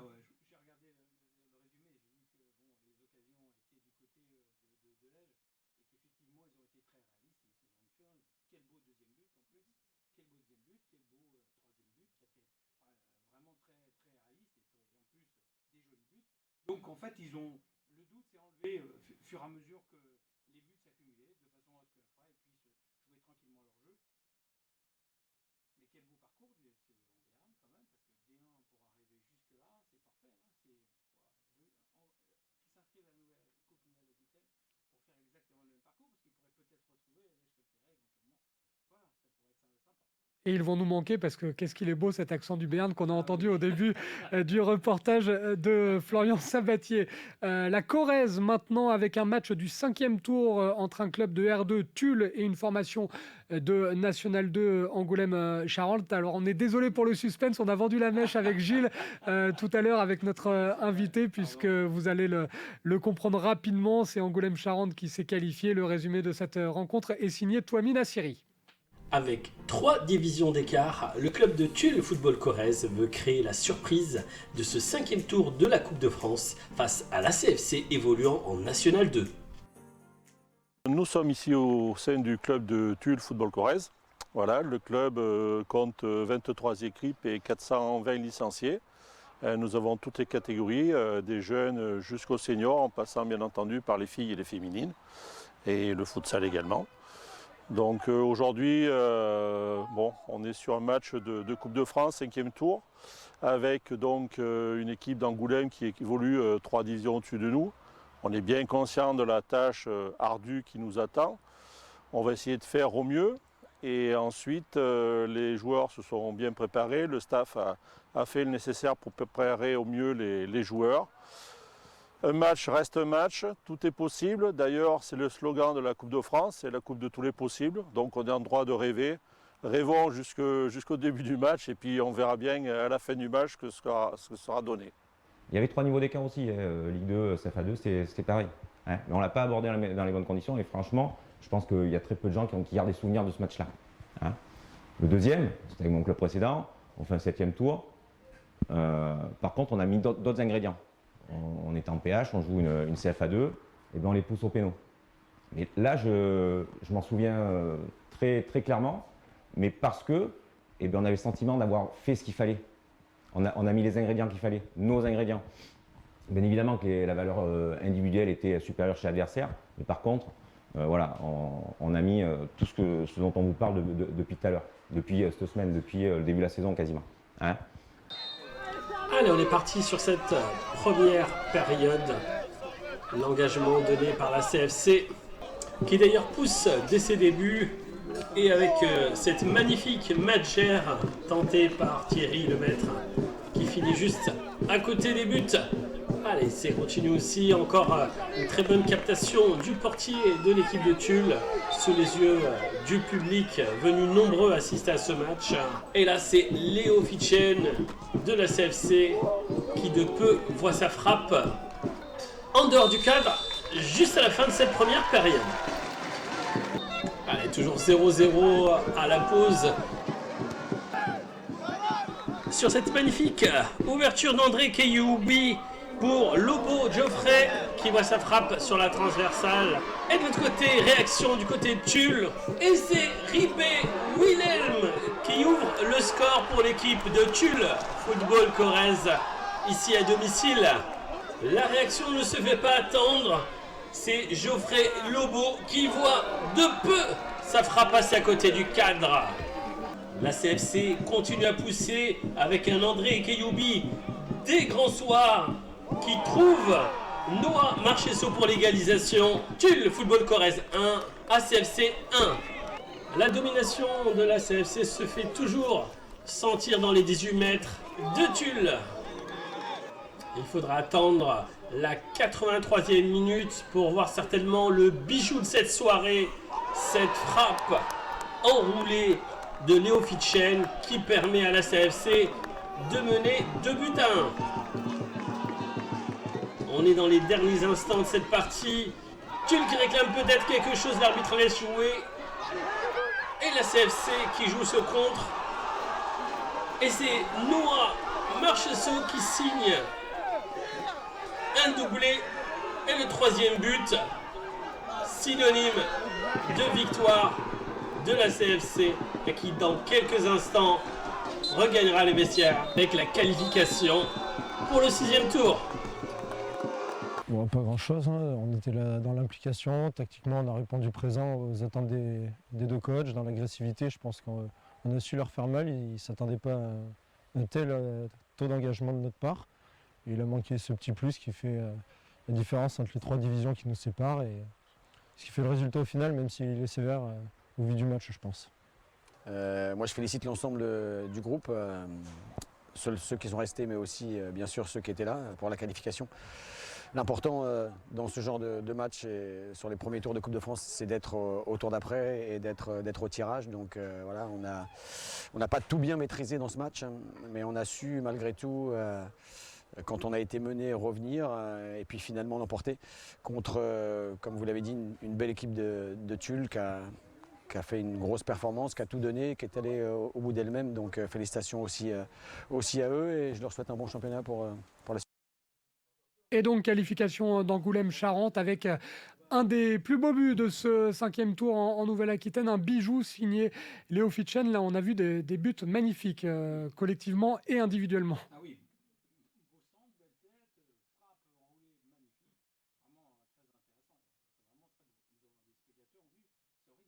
Et on va voir un best-of des buts de ce 5e tour pour faire plaisir à Gilles. Ça sera signé Victor Pérez-Boucheron. On va retourner en Charente-Maritime, Gilles, avec le dernier résumé du soir pour ce qui concerne cette émission d'LFNA TV. Direction le stade municipal de Périgny, où le club de l'agglomération rochelaise, pensionnaire de R2, avait fort à faire face à Châtellerault, club de National 3. Résumé du match signé Victor Pérez-Boucheron.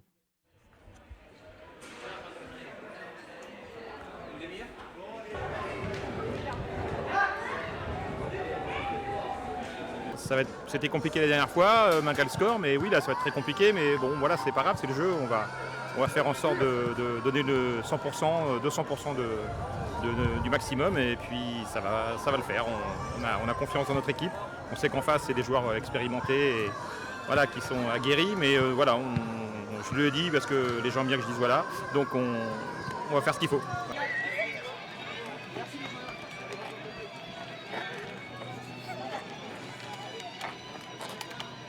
Ce samedi 7 octobre, l'équipe de Périgny en maillot rouge recevait les Châtelleraudais en maillot jaune pour le 5e tour de Coupe de France. Un public venu en nombre, des conditions climatiques et tous les ingrédients étaient réunis pour assister à une belle partie de football.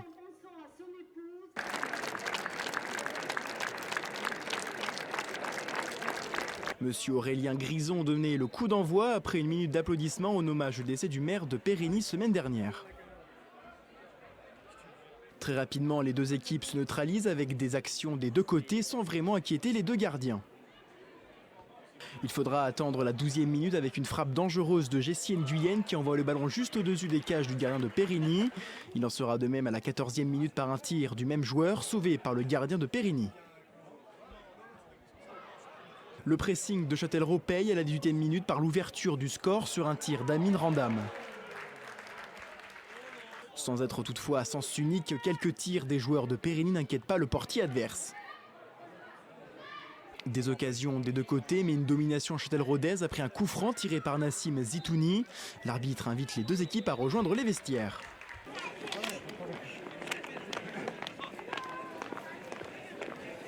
Soyez généreux, n'arrêtez pas les courses. Amine t'en a fait pas mal en barrage sur les premières relances, très bien. Omar, accentue cet espace-là, pareil, on fait le travail.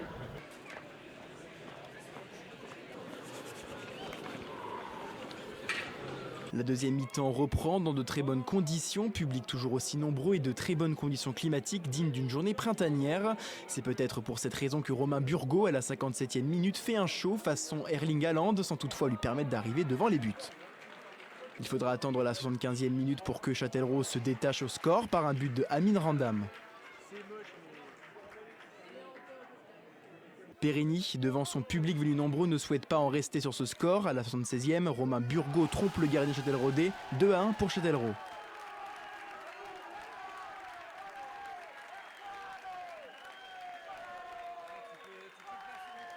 À la 95e, sur une faute et carton jaune du set de Périgny, Monsieur Grison siffle un pénalty qui sera tiré par Yannis Lamdaez.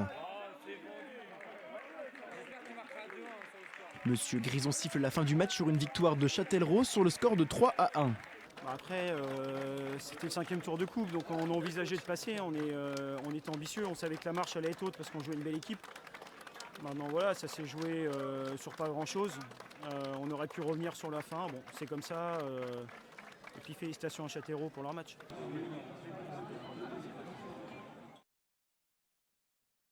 Félicitations à Châtellerault pour cette victoire. Gilles qui a reconnu un ancien gardien de but. Et Gilles qui me disait aussi pendant la diffusion du sujet, et c'est vrai, on va quand même féliciter tous les arbitres de ce 5e tour de Coupe de France, tous ceux qui étaient sur le rectangle vert au sifflet, parce que là on a mis en lumière les joueurs, les dirigeants, les bénévoles, les différentes équipes. Bravo aux arbitres, parce que ça s'est très bien passé lors de ce 5e tour, Gilles. Et des fois, il y a un peu de pression, il y a le public qui est de retour derrière la main courante. Ils font pas toujours un exercice facile, donc chapeau à eux. Oui, on est complètement d'accord. C'est pour ça que je vais mettre un petit point sur les arbitres, parce que moi j'ai assisté à 2 matchs et c'était 2 arbitres de très bon niveau qui ont permis un déroulé du match tout à fait normal, sans aucun problème.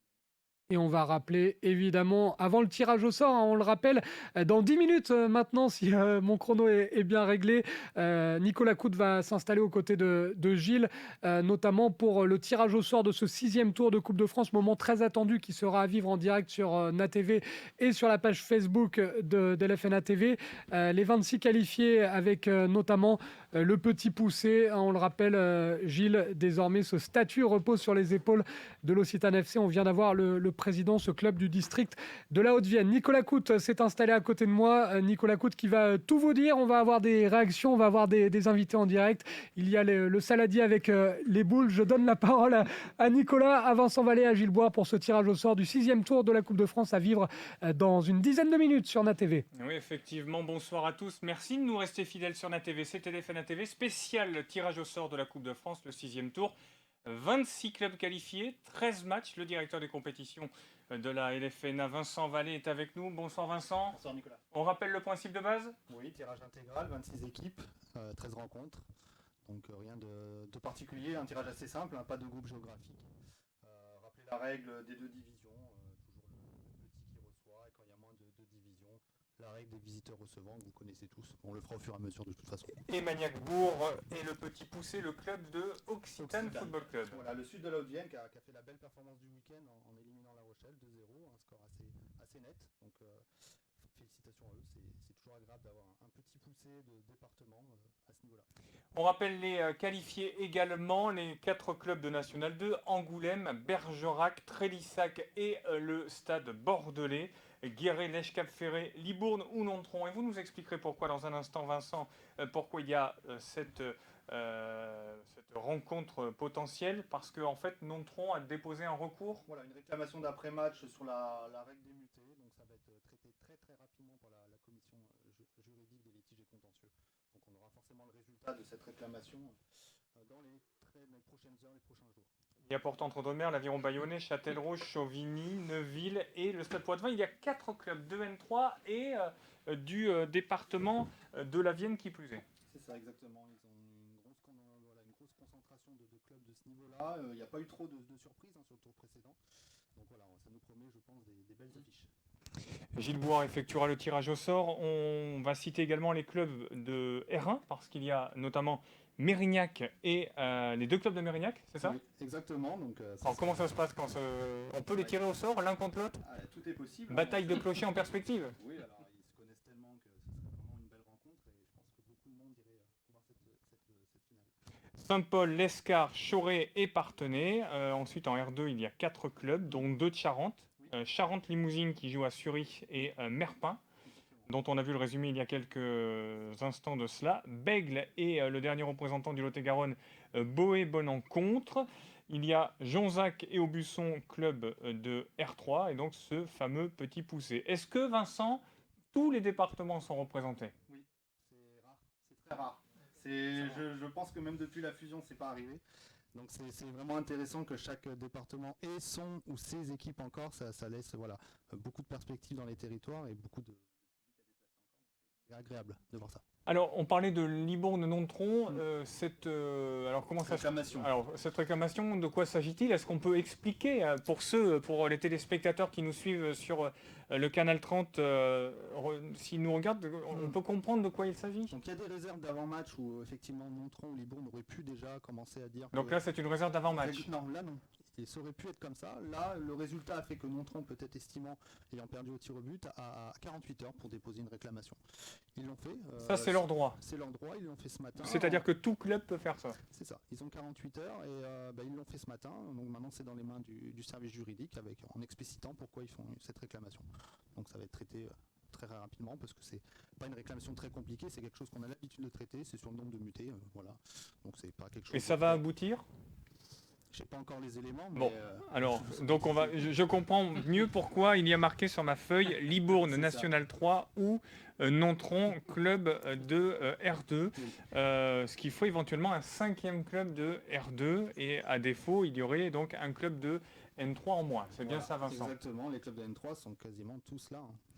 Rappelez-nous le principe de base. Vous nous expliquiez les fameuses 2 divisions d'écart. Est-ce que 2 clubs d'un même département peuvent s'affronter? Réellement, là, tout est possible. Le fait que ce soit un tirage intégral. Donc Occitane peut aller jouer à Angoulême. Exactement, comme il peut y avoir 2 clubs de N2 qui se rencontreraient, Bergerac, Trélissac, c'est déjà arrivé par le passé. Donc tout est possible. D'accord, mais je ne savais pas que Occitane pouvait aller jouer à Angoulême. Je vous ai piégé, mais... non, mais je ne suis pas encore dans le direct. Non, mais Philippe Moutot est en train de préparer tout cela. Donc, on a besoin de lui. Nous allons donner la parole à Gilles Bouard dans quelques instants. Est-ce que, Gilles, la Coupe de France, est-ce que vous pouvez nous dire ce que ça représente? Là, on sait que les téléspectateurs sont particulièrement nombreux devant leur écran pour regarder tout ça. Est-ce que vous pouvez nous dire, nous expliciter le sentiment à quelques minutes des premières boules qui vont être tirées? Alors le sentiment, il est bien simple. C'est effectivement de la ferveur et surtout la possibilité de faire des exploits. Et je crois qu'on est le seul sport co à pouvoir dire qu'une petite... allez, là, c'était la D3 qui était le petit poussé de ce tour-là. Là, maintenant, c'est une D1. Ça n'existe pas ailleurs. Parce que Chez nous, nous mettons un but et dans le but, il y a un gardien et il suffit que ce jour-là, il arrête tout, que les attaquants soient maladroits, que le terrain soit un peu cabossé, qu'il y ait un petit peu de chance, qu'il y ait du public, qu'il y ait beaucoup de choses qui fassent que l'exploit est possible. On le voit l'année dernière, regardez le parcours de Bergerac, de Versailles, qui va jusqu'en finale. Voilà. Qui aurait dit qu'un club de N2 aurait pu aller en finale de la Coupe de France? Personne. Donc pour vous, il n'y a que cette compétition qui apporte une telle magie. Ah oui, c'est vraiment... même moi, pour l'avoir joué, quand vous jouez les Girondins de Bordeaux, qui étaient leaders en Ligue 1, il y a très très très longtemps. Donc, mais pour n'importe qui, c'est un souvenir. On s'en rappelle comme si c'était hier. Donc les jeunes là qui vont disputer les matchs là, ils vont s'en rappeler, quoi qu'il arrive, chacun à son niveau. Parce qu'effectivement, ils vont pas... si, pourquoi pas. C'est tout normal que je souhaite qu'ils aillent jusqu'à 32e, 16e, 8e. Mais tout le monde ne va pas y arriver, c'est clair. C'est clair. Bon, vous savez que vous allez être particulièrement regardé. Un peu de stress avant surtout de pas. commencer le tirage au sort. Non. C'est dans 3 minutes. Donc, non, pas de stress parce que... il n'y a pas de boule chaude, il n'y a pas de boule non, voilà. Non, parce que... Et il n'y a pas de boule de couleur non plus, donc elles sont toutes pareilles, donc ça va. C'est vraiment neutre, Il n'y a aucune difficulté. On rappelle qu'il y a 26 boules, dont une boule avec 2 clubs. Ça, c'est l'information. Effectivement. Avec les terrains sont tous homologués, Vincent, pour pouvoir jouer tout ça de difficulté. Exactement, jusqu'au 6e tour, notre organisation régionale fait qu'un terrain classé T5 pour être un peu technique. Donc le club d'Occitane peut tout à fait encore recevoir sur son terrain, il n'y a aucun souci là-dessus. Gilles Boire, vous qui connaissez le football de la Vienne, quand vous voyez ces 4 clubs de National 3, Poitiers, Neuville, Chauvigny, Châtellerault, tout le monde est là. Ah oui, c'est bien. Mais, comme le dit Vincent tout à l'heure, il y a eu quelques surprises, mais pas tant que ça. Et donc les clubs d'un certain niveau, et cette année je pense que les clubs de N3, de N2 ont fait un effort supplémentaire au niveau des recrutements. Pourquoi ? Parce que vous savez qu'avec la réforme fédérale, il y a beaucoup de descentes. Donc cette année, vaut mieux être dans le bon wagon que dans le mauvais bateau. Donc je pense qu'ils ont recruté bien, de façon à avoir une équipe qui tienne la route. Et pour le peu, moi j'ai vu Châtellerault ce week-end. Voilà, ils ont assuré, il n'y a pas de problème. J'ai vu Trélissac là, il n'y a pas eu de problème non plus. J'ai vu Angoulême la semaine dernière, il y a 15 jours, à Caponis, il n'y a pas eu de problème non plus. Voilà, les équipes sont solides de ce niveau-là et je pense que c'est bien. Maintenant, si vous me demandez mon avis technique, j'aimerais bien que parmi ces 4, il y en ait un club qui soit un petit peu plus haut parce que je pense que la Vienne mérite aussi d'avoir un club un peu plus haut en N2, voire en national. Alors qui, je ne dirais rien. Vu l'état du stade. Oui, il semblerait que l'état du stade ne soit pas très bien. Voilà. Non, faut pas.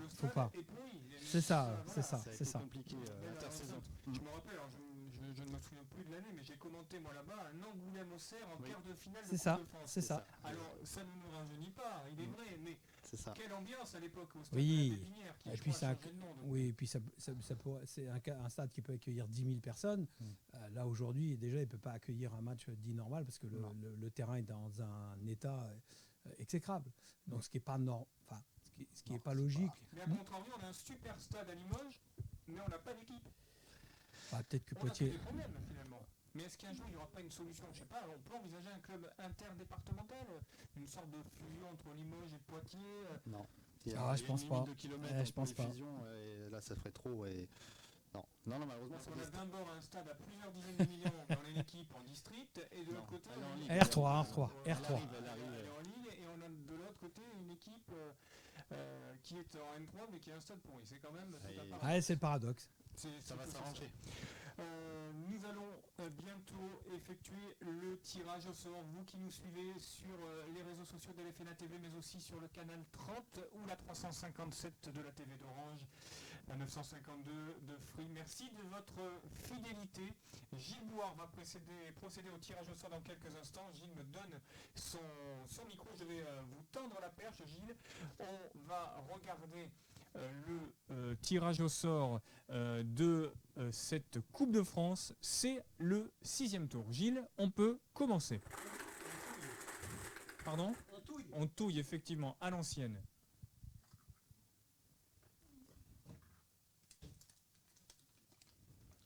premier club, on l'a vu tout à l'heure à la télé, Lège Cap Ferré. Lège Cap Ferré, club de National 3. On va montrer le petit ticket pour ceux qui nous suivent. Lège Cap Ferré, National 3. Vincent ne veut pas tirer les boules. Non, Il n'est pas coéquipier, il n'est pas fair play là-dessus. je laisse l'honneur à Gilles. Pour un directeur des compétitions, de faire fair play, c'est ballot. Un match de National 3 contre Chauvigny. Ah, et bien le match aura lieu, Vincent, à Lège Cap Ferré. à Lège Cap Ferré. On regarde avec le petit ticket de Chauvigny. Lège Chauvigny, ma foi, ça va faire une bonne recette. Le trésorier du stade de Louis Goubet. Vous connaissez le stade Louis Goubet? Ah, surtout Monsieur Goubet. Monsieur Goubet.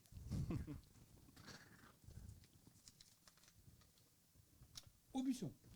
Aubusson, club de R3, 2 représentants de la Creuse. Il y a longtemps qu'on n'avait pas vu ça, Vincent. Là aussi, mais c'est l'année des exceptions et tant mieux. Tant mieux pour Aubusson Creusois. Un Aubusson Guéret, je pense que ça satisferait tout le monde. Ce serait très bien. On va voir si vous avez la main lourde. Bon, après, s'il se dépasse en 64, ça va peut-être moins les faire rire. Boé-Lencontre. Ah, et bien le club de Boé-Lencontre ira à Aubusson dans la Creuse. On le voit. Aubusson, Boé-Lencontre. FC L'Escarien. L'Escar, le club des Pyrénées-Atlantiques. Club de Régional 1. Oui. Alors, est-ce qu'on peut avoir un derby? Oui, contre Bayonne, pourquoi pas? Saint-Paul. Ah, c'est pas loin. Ça y ressemble. Ça y ressemble. Ça y C'est ressemble. très loin. C'est pas très loin. Ça reste comme ça. Ce sont pas les indemnités kilométriques qui vont coûter cher. Ça restera comme ça, à l'Escar. Ah, vous avez du mal avec ces bouts-là. Oui. Faut les prendre dans le bon sens. Alors, c'est le fameux match Libourne ou Nontron Saint-Pardoux. Est-ce que Libourne va accueillir ou Nontron? Enfin, quoi qu'il arrive, ce sera l'un ou l'autre. C'est l'un ou l'autre parce qu'ils ont été visiteurs au Recevant, forcément, ils se sont affrontés. Donc ce sera soit ça dépend des divisions soit aussi. à Saint-Martial-la-Valette à côté de Nontron. Sauf si c'est Occitane, sauf voilà, ça peut être qu'Occitane. Poitiers, Eh Stade. bien voilà, donc potentiellement, alors là ce sera un gros choc quand C'est on ça. sait que Libourne. Libourne et Poitiers sont très ambitieux pour monter en National 2 dans le cas où ce De sera toute façon, Libourne. non, ça restera Libourne ou Nontron qui recevront Poitiers. Voilà, Alors, c'est bien Libourne ou Nontron contre Poitiers. Alors là vous avez eu la main quand même très lourde. Oui, parce que deux clubs invaincus en National 3. Ouais, invaincus en plus deux clubs qui voulaient aller très haut dans la Coupe de France. Vous ne les avez pas épargnés d'emblée. À mon avis, vous allez être interdit de séjour là-bas. Hein. C'est ça. Stade Bordelais. Ah, le Stade Bordelais, premier club de National 2 que nous tirons ce soir sur la TV. Allez, un petit match contre Angoulême, ce serait sympa. Je sais pas si Angoulême serait content, mais. On va pas que ça arrive parce que. Partenay, Vienne. Ah, alors, ça va très être bien, à ça Partenay. reste à Partenay, bien entendu. Alors, match à Partenay. Le RC Partenay-Viennet, club des Deux-Sèvres, club de R1 qui accueillera le Stade Bordelais. Ça va être une belle affiche là aussi dans les Deux-Sèvres. Beaucoup Il y a de monde. toujours un gros public. Hein. Il va y avoir beaucoup de monde. Ah, vous en parliez, la CFC, Angoulême. Angoulême, Stade Le Bon, oui. Peut-être à l'extérieur, dans le cas où ce serait un club de R2 ou R3 ou D1. C'est ça. C'est possible. Ou R1. Ou aussi. R1. Gilles Boire. Porte entre deux mers.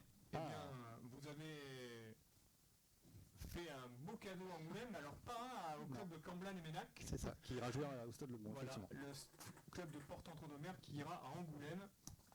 Oh, le petit Bergerac de Trélissac, ce serait agréable. Chaque année, c'est souvent qu'ils sont ensemble. Merpin. Ah, club de Charente, autre club de Charente. Ils sont trois, je crois qu'il reste Charente-Limousine qui n'a pas été tiré. Exactement. Ça pourrait être Charente-Limousine d'ailleurs. Pourquoi pas.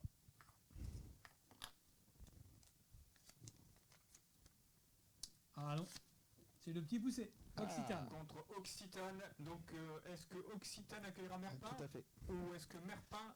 Occitane accueillera Merpin. Voilà. Match à Magnac-Bourg, le long de l'autoroute A20 pour paraphraser Philippe Moutot qui est derrière en régie et qui suit de main de maître. Qui connaît tous les stades. Et qui n'hésite pas à l'instant à crier parce que c'est son style. Mérignac-Arlac. Ah, Mérignac-Arlac. Là, ça peut être Mérignac, ça fera un super match pour le LFNA TV de la semaine prochaine.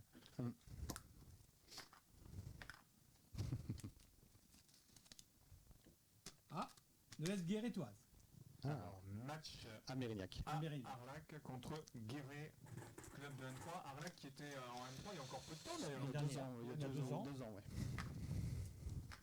Allez, il reste notamment Jonzac, Saint-Germain, Bègle, Châtellerault. Châtellerault, club de N3. Il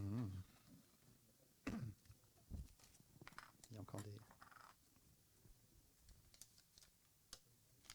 Et ben voilà, le petit poussé Jonzac, de la Saint-Germain. Charente-Maritime, Jonzac Saint-Germain. Donc le match aura lieu à Jonzac. Exactement. Jonzac Châtellerault. Là aussi, il doit y avoir bien longtemps qu'il n'avait pas reçu une telle affiche en Coupe de France. Et Bailleur du Monde dans le sud de la Saintonge. C'est ça. Bayonne. Ah. Allez-y, poussez. Bayonne N3. On rappelle que Bergerac et Trélissac n'ont pas encore été tirés et qu'il reste des boules. 6. Oh là là. Et c'est Bergerac. Eh bien, ce sera Bayonne, Bergerac. Et ce sera l'indépendant à Bayonne. Ils ont reçu tous match les deux. à Bayonne. Beau match. Oui. Bayonne, Belle ils affiche. ont de la chance au tirage. Hein. Oui. Bayonne, Bergerac, mais c'est le jeu. Hein. Qu'est-ce que vous voulez qu'on fasse? Neuville. Neuville. Club de N3. Neuville du Poitou, là aussi, il y a une sacrée ambiance dans ce stade. Trélissac. Oh là là. Là, ça reste comme ça. Ça reste comme ça. Il reste 2 matchs à tirer. Et ensuite, bien évidemment, nous récapitulerons les clubs tirés, les affiches de ces matchs qui auront lieu le week-end prochain. Le club de Choret. Choret, club des Deux-Sèvres, R1. Et ensuite, nous rejoindrons Charente-Limousine. Charente-Limousine, ça sera à Charente-Limousine? Ce sera à Choret. Non, ce sera à Choret. Ce sera à Choret. Pas de chance au tirage pour Charente-Limousine, le club de Roumazières et de Sury.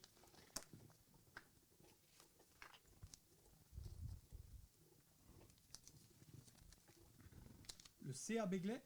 Il y aura derby. Eh oui. Le SAM, non? Le SAM qui n'est pas sorti. SAM n'est pas sorti. Donc ce sera à Bègle. Un derby. Mérignac, SAM. Le SAM. Et Donc, à le Bègle. SAM Bègle accueillera le SAM. Les réactions dans un instant. Et on va regarder les plus beaux buts dans un instant. Restez-nous fidèles sur la TV. Merci de votre fidélité. A tout de suite.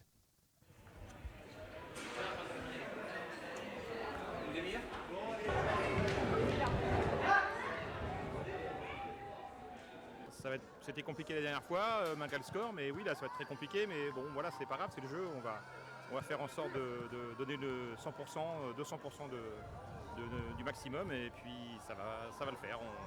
On a confiance dans notre équipe, on sait qu'en face, c'est des joueurs expérimentés, et, voilà, qui sont aguerris, mais voilà, je le dis parce que les gens aiment bien que je dise voilà, donc on va faire ce qu'il faut.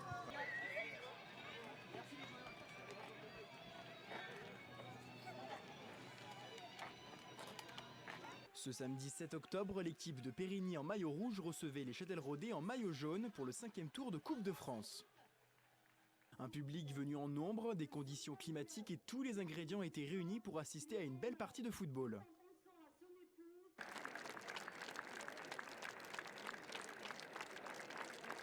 Monsieur Aurélien Grison donnait le coup d'envoi après une minute d'applaudissements en hommage au décès du maire de Périgny semaine dernière.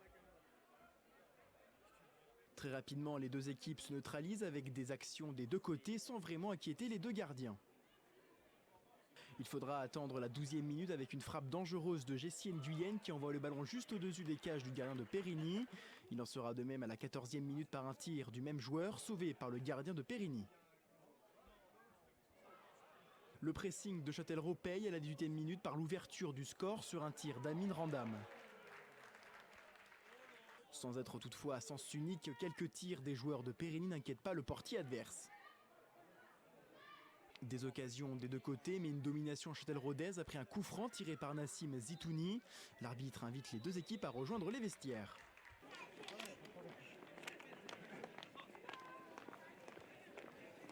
Soyez généreux, n'arrêtez pas les coups.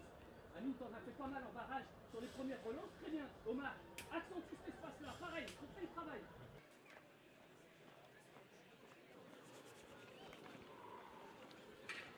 La deuxième mi-temps reprend dans de très bonnes conditions, public toujours aussi nombreux et de très bonnes conditions climatiques dignes d'une journée printanière. C'est peut-être pour cette raison que Romain Burgot, à la 57e minute, fait un show façon Erling Haaland sans toutefois lui permettre d'arriver devant les buts. Il faudra attendre la 75e minute pour que Châtellerault se détache au score par un but de Amin Randam. Périni, devant son public venu nombreux, ne souhaite pas en rester sur ce score. À la 76e, Romain Burgot trompe le gardien châtelleraudais, 2-1 pour Châtellerault.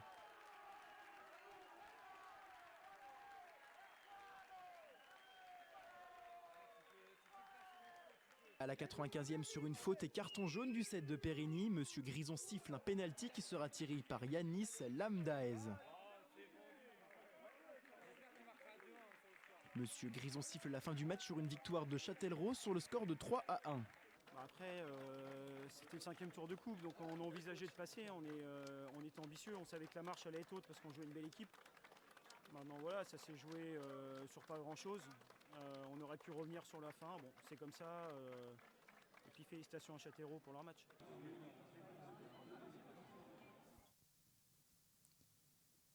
Et nous allons sans plus tarder prendre la direction de Merpin pour retrouver François Sauton, le président du club. Bonsoir monsieur, merci de nous rester fidèles et de rester fidèles à LFNA TV.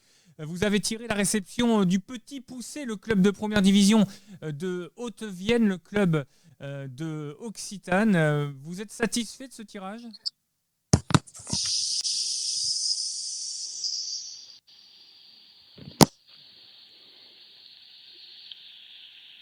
Est-ce que vous êtes satisfait de ce tirage, François Sauton ? Bonjour, oui, bien sûr, nous sommes satisfaits de ce tirage. Pour nous, la Coupe de France, c'est une belle aventure. Vous m'entendez ? On vous entend 5 sur 5, monsieur. D'accord, excusez-moi. Donc, bien sûr, on est satisfait de ce tirage. Pour nous, la Coupe de France, c'est une belle aventure humaine et sportive pour commencer. Donc, bien sûr que comme toute aventure, nous allons la jouer à fond. Une aventure, il faut les vivre à fond pour pas avoir de regrets. Nous sommes très heureux de ce tirage. Donc, Gilles Bouard n'a pas été mauvais sur le coup. Non, mais tout tirage était bon à prendre au 6e tour. Pour nous, c'est le record du club qui est atteint. Donc, pour nous, tout tirage était bon à prendre. Voilà. On n'avait pas d'appris. Si vous vous qualifiez, François, finalement, vous pouvez tirer une Ligue 2. C'est surtout ça aussi qui va maintenant quelque peu motiver, animer la volonté de vos joueurs pour pouvoir franchir une étape supplémentaire. L'objectif de Thibaut, c'était de jouer contre les Girondins de Bordeaux. Donc, maintenant, à nous de passer le prochain tour. Mais Merpin, Girondins de Bordeaux, ça peut être possible, Vincent Enfin, il y a quoi ? Il y a un vol d'oiseau, il y a 100 bornes entre les deux, ça devrait le faire. Exactement. François Sauton, le match aura lieu samedi soir ? Ah, je ne sais pas, on se déplace. Donc ce sera dimanche alors ? Ah, je ne sais pas, nous, on se déplace, donc je ne sais pas s'il y a des éclairages ou pas. Je ne sais pas quand aura lieu le match. Il faut demander.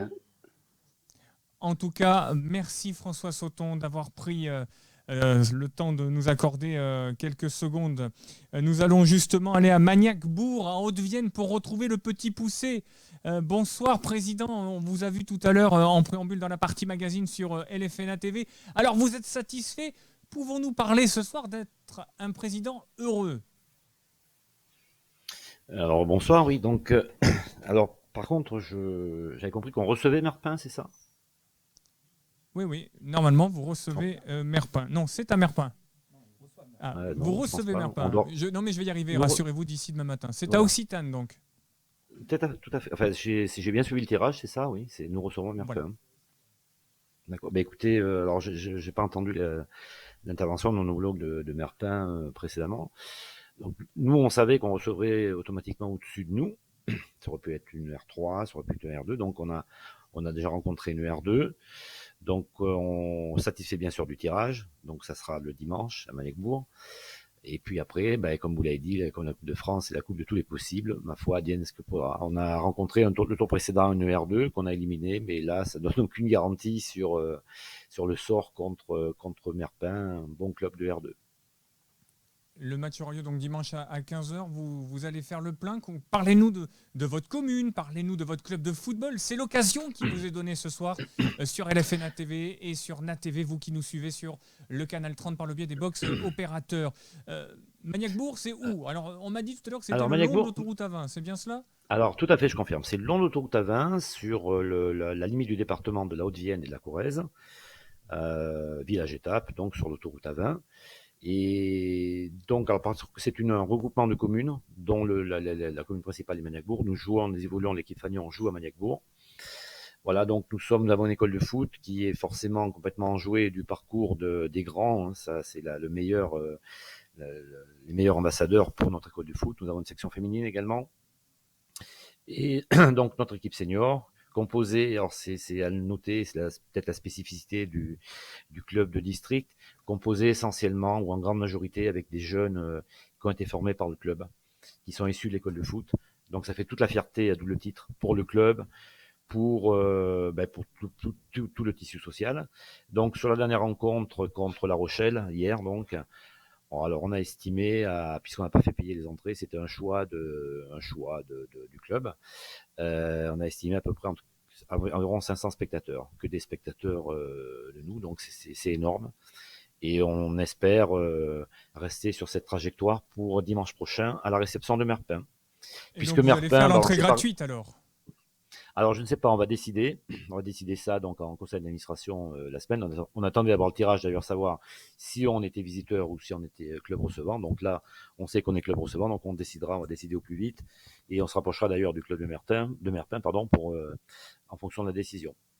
Vous avez prévu une fête spécifique dans le village à l'occasion de cet événement historique pour votre club de football?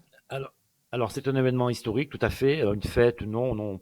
Oui, la fête se fait autour du terrain de foot, puisqu'en fait la commune de Maniac, hier, je pense qu'on a réuni plus de la moitié de la population de Maniac-Bourg, même si tous les spectateurs n'étaient pas de la commune de Maniac-Bourg, bien sûr, puisqu'on avait des supports également des autres clubs qui ne jouaient pas hier. Mais bien sûr que ça sera un jour de fête à Maniac-Bourg dimanche prochain et on va faire toute la publicité. On a une couverture médiatique par la presse locale qui est déjà bien efficiente en ce moment et je pense que ça va monter crescendo cette semaine. Merci beaucoup, Président, en tout cas, d'être venu sur LFNA TV dans ce tirage au sort du 6e tour de la Coupe de France. Vincent, ce club de FC Occitane, club de Haute-Vienne, on a déjà eu des parcours similaires les années précédentes au sein de la Ligue de football de Nouvelle-Aquitaine avec des clubs de district comme ça qui allaient aussi haut? Sincèrement, ça fait quelques années que non. On a eu des R3, des R2, mais D1, j'ai pas connaissance depuis la fusion qu'on a eu ce parcours-là. Donc vraiment, c'est exceptionnel pour eux. Hein. En plus, c'est pas des petits exploits au tir au but, c'est vraiment des scores très nets. Donc le fait de recevoir à nouveau leur donne quand même une sacrée chance, même si Merpin, sincèrement, pour les connaître un peu, c'est compliqué aussi à jouer. Donc ça va faire une très très belle affiche. Est-ce que vous connaissez François Lousteneau, le président de l'ESCAR, qui doit être un président heureux président? Merci de nous rejoindre pour cette première réaction. Vincent, on peut rappeler contre qui va jouer l'ESCAR? Alors, je regarde mes tickets. Non, mais attendez, directeur des compétitions ou pas? C'est Saint-Paul Sport, vous ne suivez pas? Saint-Paul Sport contre une R1. François, bonsoir. Merci de nous rejoindre depuis les Pyrénées-Atlantiques. Vous êtes satisfait d'accueillir un voisin? Finalement, ça va faire une chaude ambiance. Bonsoir. Ouais, la grosse satisfaction, c'est effectivement de recevoir. Par contre, on connaît bien Saint-Paul et Dax, qui est une grosse écurie de R1. Donc, ça sera un match qui sera plutôt compliqué. Mais pour nous aussi, c'est un peu historique, puisque c'est la deuxième fois qu'on obtient le 6e tour de Coupe de France. Donc, l'objectif, ça sera vraiment de pouvoir goûter au 7e. Le 7e tour avec, pourquoi pas, la volonté, comme Igos, il y a quelques années de cela, d'accueillir un club équivalent au Paris FC. C'est ça votre objectif, finalement? C'est le rêve de tout le monde, effectivement. À partir du moment où on est à ce niveau de compétition, on espère, bien sûr, recevoir une grosse affiche à domicile. Et le fait de ne pas jouer contre l'Aviron Bayonnais pour un derby entre Béarnais et Basque, non, c'est pas grave, vous vous dites on en fera un plus tard, peut-être au 7e tour d'ailleurs, c'est possible. Oui, tout à fait. On attendra de savoir quelles sont les équipes qualifiées pour le prochain tour. Et puis, si on a le plaisir de recevoir nos amis de la côte basque, eh bien, ça sera une belle affiche que l'on pourra avoir à l'Escar. Encore une fois, je l'espère. Merci beaucoup Gilles Boire. Vous avez décidé du match que vous irez voir le week-end prochain? Vu que ce sera samedi et dimanche, vous aurez le loisir d'en voir deux, à moins que vous restiez tranquillement dans votre canapé, mais c'est pas le style. Non, c'est pas le style. Donc peut-être je vois bien le match de Neuville. Neuville qui me plaît bien. J'avais promis au président Christian Poirot de venir ce samedi 15. Donc je pense que j'irai faire un petit tour du côté de la Vienne. Voilà. Et Neuville qui affrontera Trélissac. Hein. Trélissac qui... Contre une N2, c'est bien. Bon match. Hein. Belles oppositions. J'ai vu Trélissac ce week-end à l'Étoile Maritime. Je voulais voir Neuville, ça tombe très bien. Deux belles oppositions. Et à Neuville, je sais que c'est pas toujours très facile de gagner. Oui, et les Trélissacois sont prévenus à présent. C'est vrai que ce sera relativement difficile pour eux. On rappelle aussi l'autre choc qui a quand même été tiré, c'est l'opposition entre l'Aviron Bayonnais et Bergerac, club de National 2. L'Aviron Bayonnais, rappelons-le, fut-il important de le rappeler, club de N3, et surtout le choc entre clubs de N3, entre prétendants à la montée en N2, entre Libourne et Poitiers. Sur quoi ça peut se jouer? Pardon? Si la réserve aboutit. Mais enfin, attendez, je ne vais pas faire le jugement. Moi, je ne suis pas président de commission. Je vous dis juste que potentiellement, c'est un Libourne Poitiers. Nicolas, sur le match de Bayonne contre Bergerac, c'est un retour aux sources pour le coach de Bergerac, Erwan, qui va revenir à son ancien club. Donc ça peut être aussi quelque chose de très sympa. C'est un bon clin d'œil. Le tirage a été pas si mal que ça quand même. Oui, il est plutôt content de lui. En fait, il a un peu trop la pression des clubs quand il va là-bas. Donc, on rappelle également, parmi les oppositions, on va demander à Benjamin si l'infographie des oppositions est prête. On va donc vous les proposer et on va les commenter avec Gilles. Lège Cap Ferré, club de N3, accueillera Chauvigny, club de N3. Aubusson accueillera Boé Bonne-Encontre. Le match aura lieu samedi ou dimanche, Vincent? Samedi soir, Aubusson, c'est samedi soir. Samedi soir à Aubusson dans la Creuse, pour notamment les Lot-et-Garonnais, qu'ils prennent une doudoune, parce qu'un samedi soir au mois d'octobre à 20h à Aubusson, ça m'étonnerait qu'il fasse 24 degrés, qu'on soit sous les tropiques. Je vous dis ça, je dis rien. Saint-Paul Sport, comme nous le disions tout à l'heure, ira à l'Escar. Libourne ou Nontron contre le stade Poitevin. La logique sportive voudrait que ce soit Libourne, parce que Libourne a gagné aux tirs au but 0-0, 4 tirs au but à 3.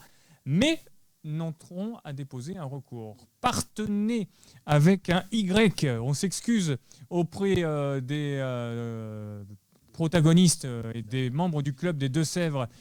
Partenay avec un Y accueillera le stade bordelais club de N2. Le FC Port-Anton-de-Mer, le long est tellement long qu'il est tout petit, mais ça reste un grand club qui est en National 3, ira au stade Lebon à Angoulême. Occitane accueillera dimanche Merpin. Mérignac contre Guéret, club de N3. Là aussi, c'est un grand match. Là, c'est vraiment aussi deux belles oppositions. Guéret monte juste de R1. Mérignac a la prétention d'aller en N3. Donc ça va être un vrai test pour les deux équipes. Et le match aura lieu dimanche, samedi? Dimanche, voilà, le match aux écureuils d'Arlac, il s'appelle Cruchon, le stade, c'est ça, le stade Cruchon, voilà. Donc pour ceux qui voudraient aller voir du football en banlieue bordelaise, on va regarder les autres rencontres dans quelques instants. On les a, me dit-on, c'est parfait. Avec, là c'est pareil, Jonzac-Saint-Germain, on s'excuse. On a été tellement vite qu'on a même créé des nouveaux noms de communes. Saint-Germain ne prend pas de S. Jonzac-Saint-Germain accueillera Châtellerault. Bergerac, comme nous le disons, ira à Bayonne. Neuville-Trélissac. Choré contre Charente-Limousine. Match samedi ou dimanche? Samedi soir, Choré samedi soir. Daniel Guignard sera certainement présent, on lui fait un petit coucou.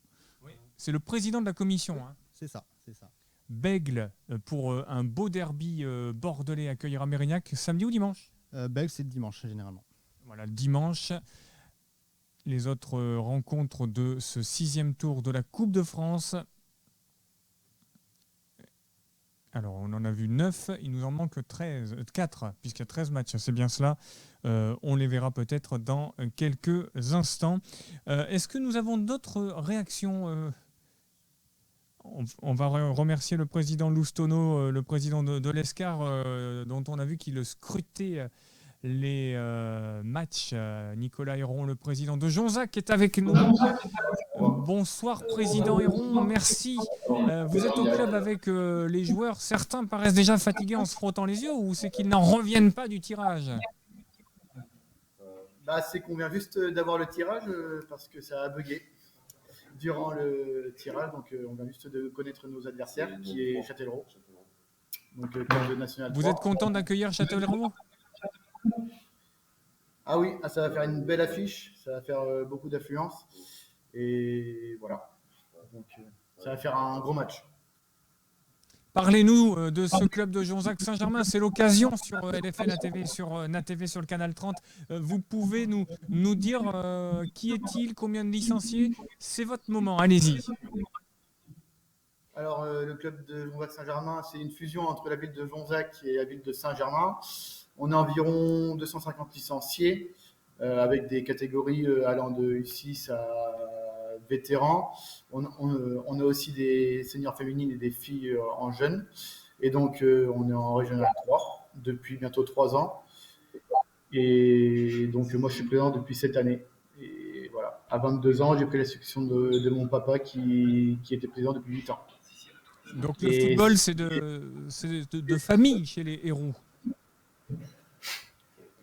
Oui, c'est ça. Donc, moi, j'ai repris le flambeau cette année.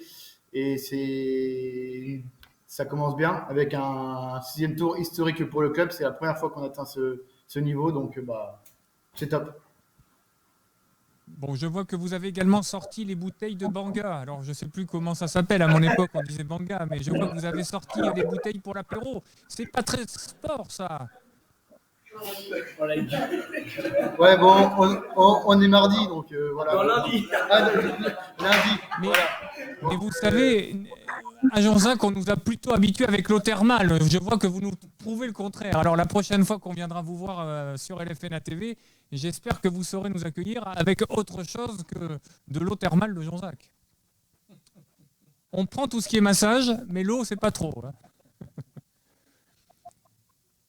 On est en train de vous perdre, voilà, on est en train de vous voir vous noyer sous l'eau de Jonzac. Merci en tout cas, président, d'avoir pris de votre temps. Et encore, bravo, match entre Jonzac, club de R3, et Châtellerault, club de National 3.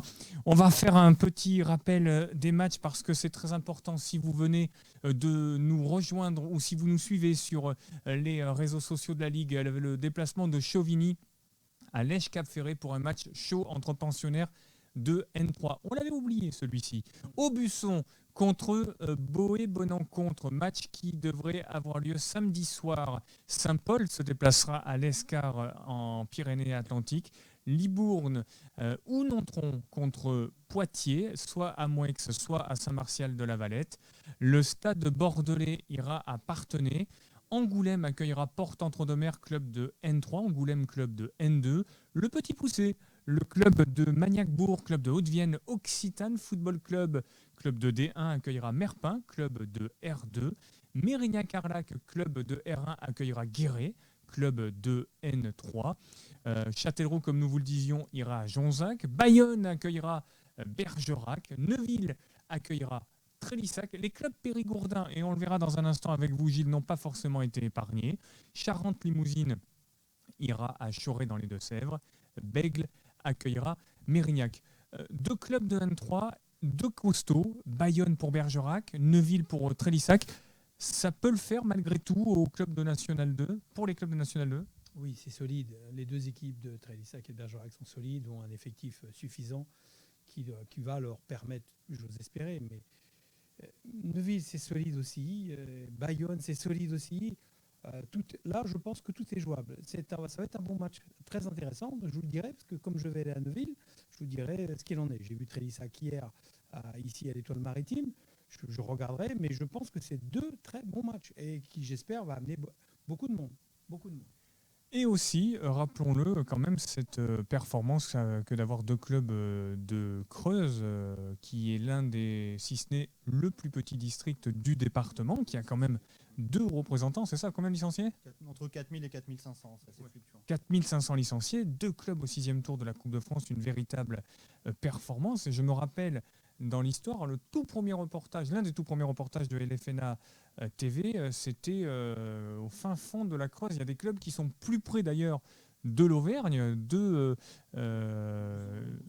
Gouzon, Boussac, on avait été il y avait Péra-la-Nonière aussi, je ne sais pas s'ils sont encore en régional. Il y a Évaux-les-Bains, voilà, je cherchais le village. Alors Évaux-les-Bains, c'est beau, mais c'est assez loin quand même de Guéret. C'est notre club le plus excentré qui est très très proche de la Ligue Auvergne-Rhône-Alpes. Ils sont à la frontière quasiment. Et quand vous voyez, on le fait souvent avec Gilles des fois des déplacements, Montluçon 20 km, vous savez que vous n'êtes pas très loin du centre de la France. Merci en tout cas Vincent Vallée. Est-ce qu'on a d'autres réactions? On attend que les présidents se connectent, mais c'est compliqué, notamment on l'a vu avec les présidents qui nous ont accordé de leur temps quand on est dans de petits villages. La connexion Internet n'est pas terrible pour eux. Et puis certains nous ont dit qu'ils ne pouvaient tout simplement pas venir parce qu'ils étaient à l'entraînement.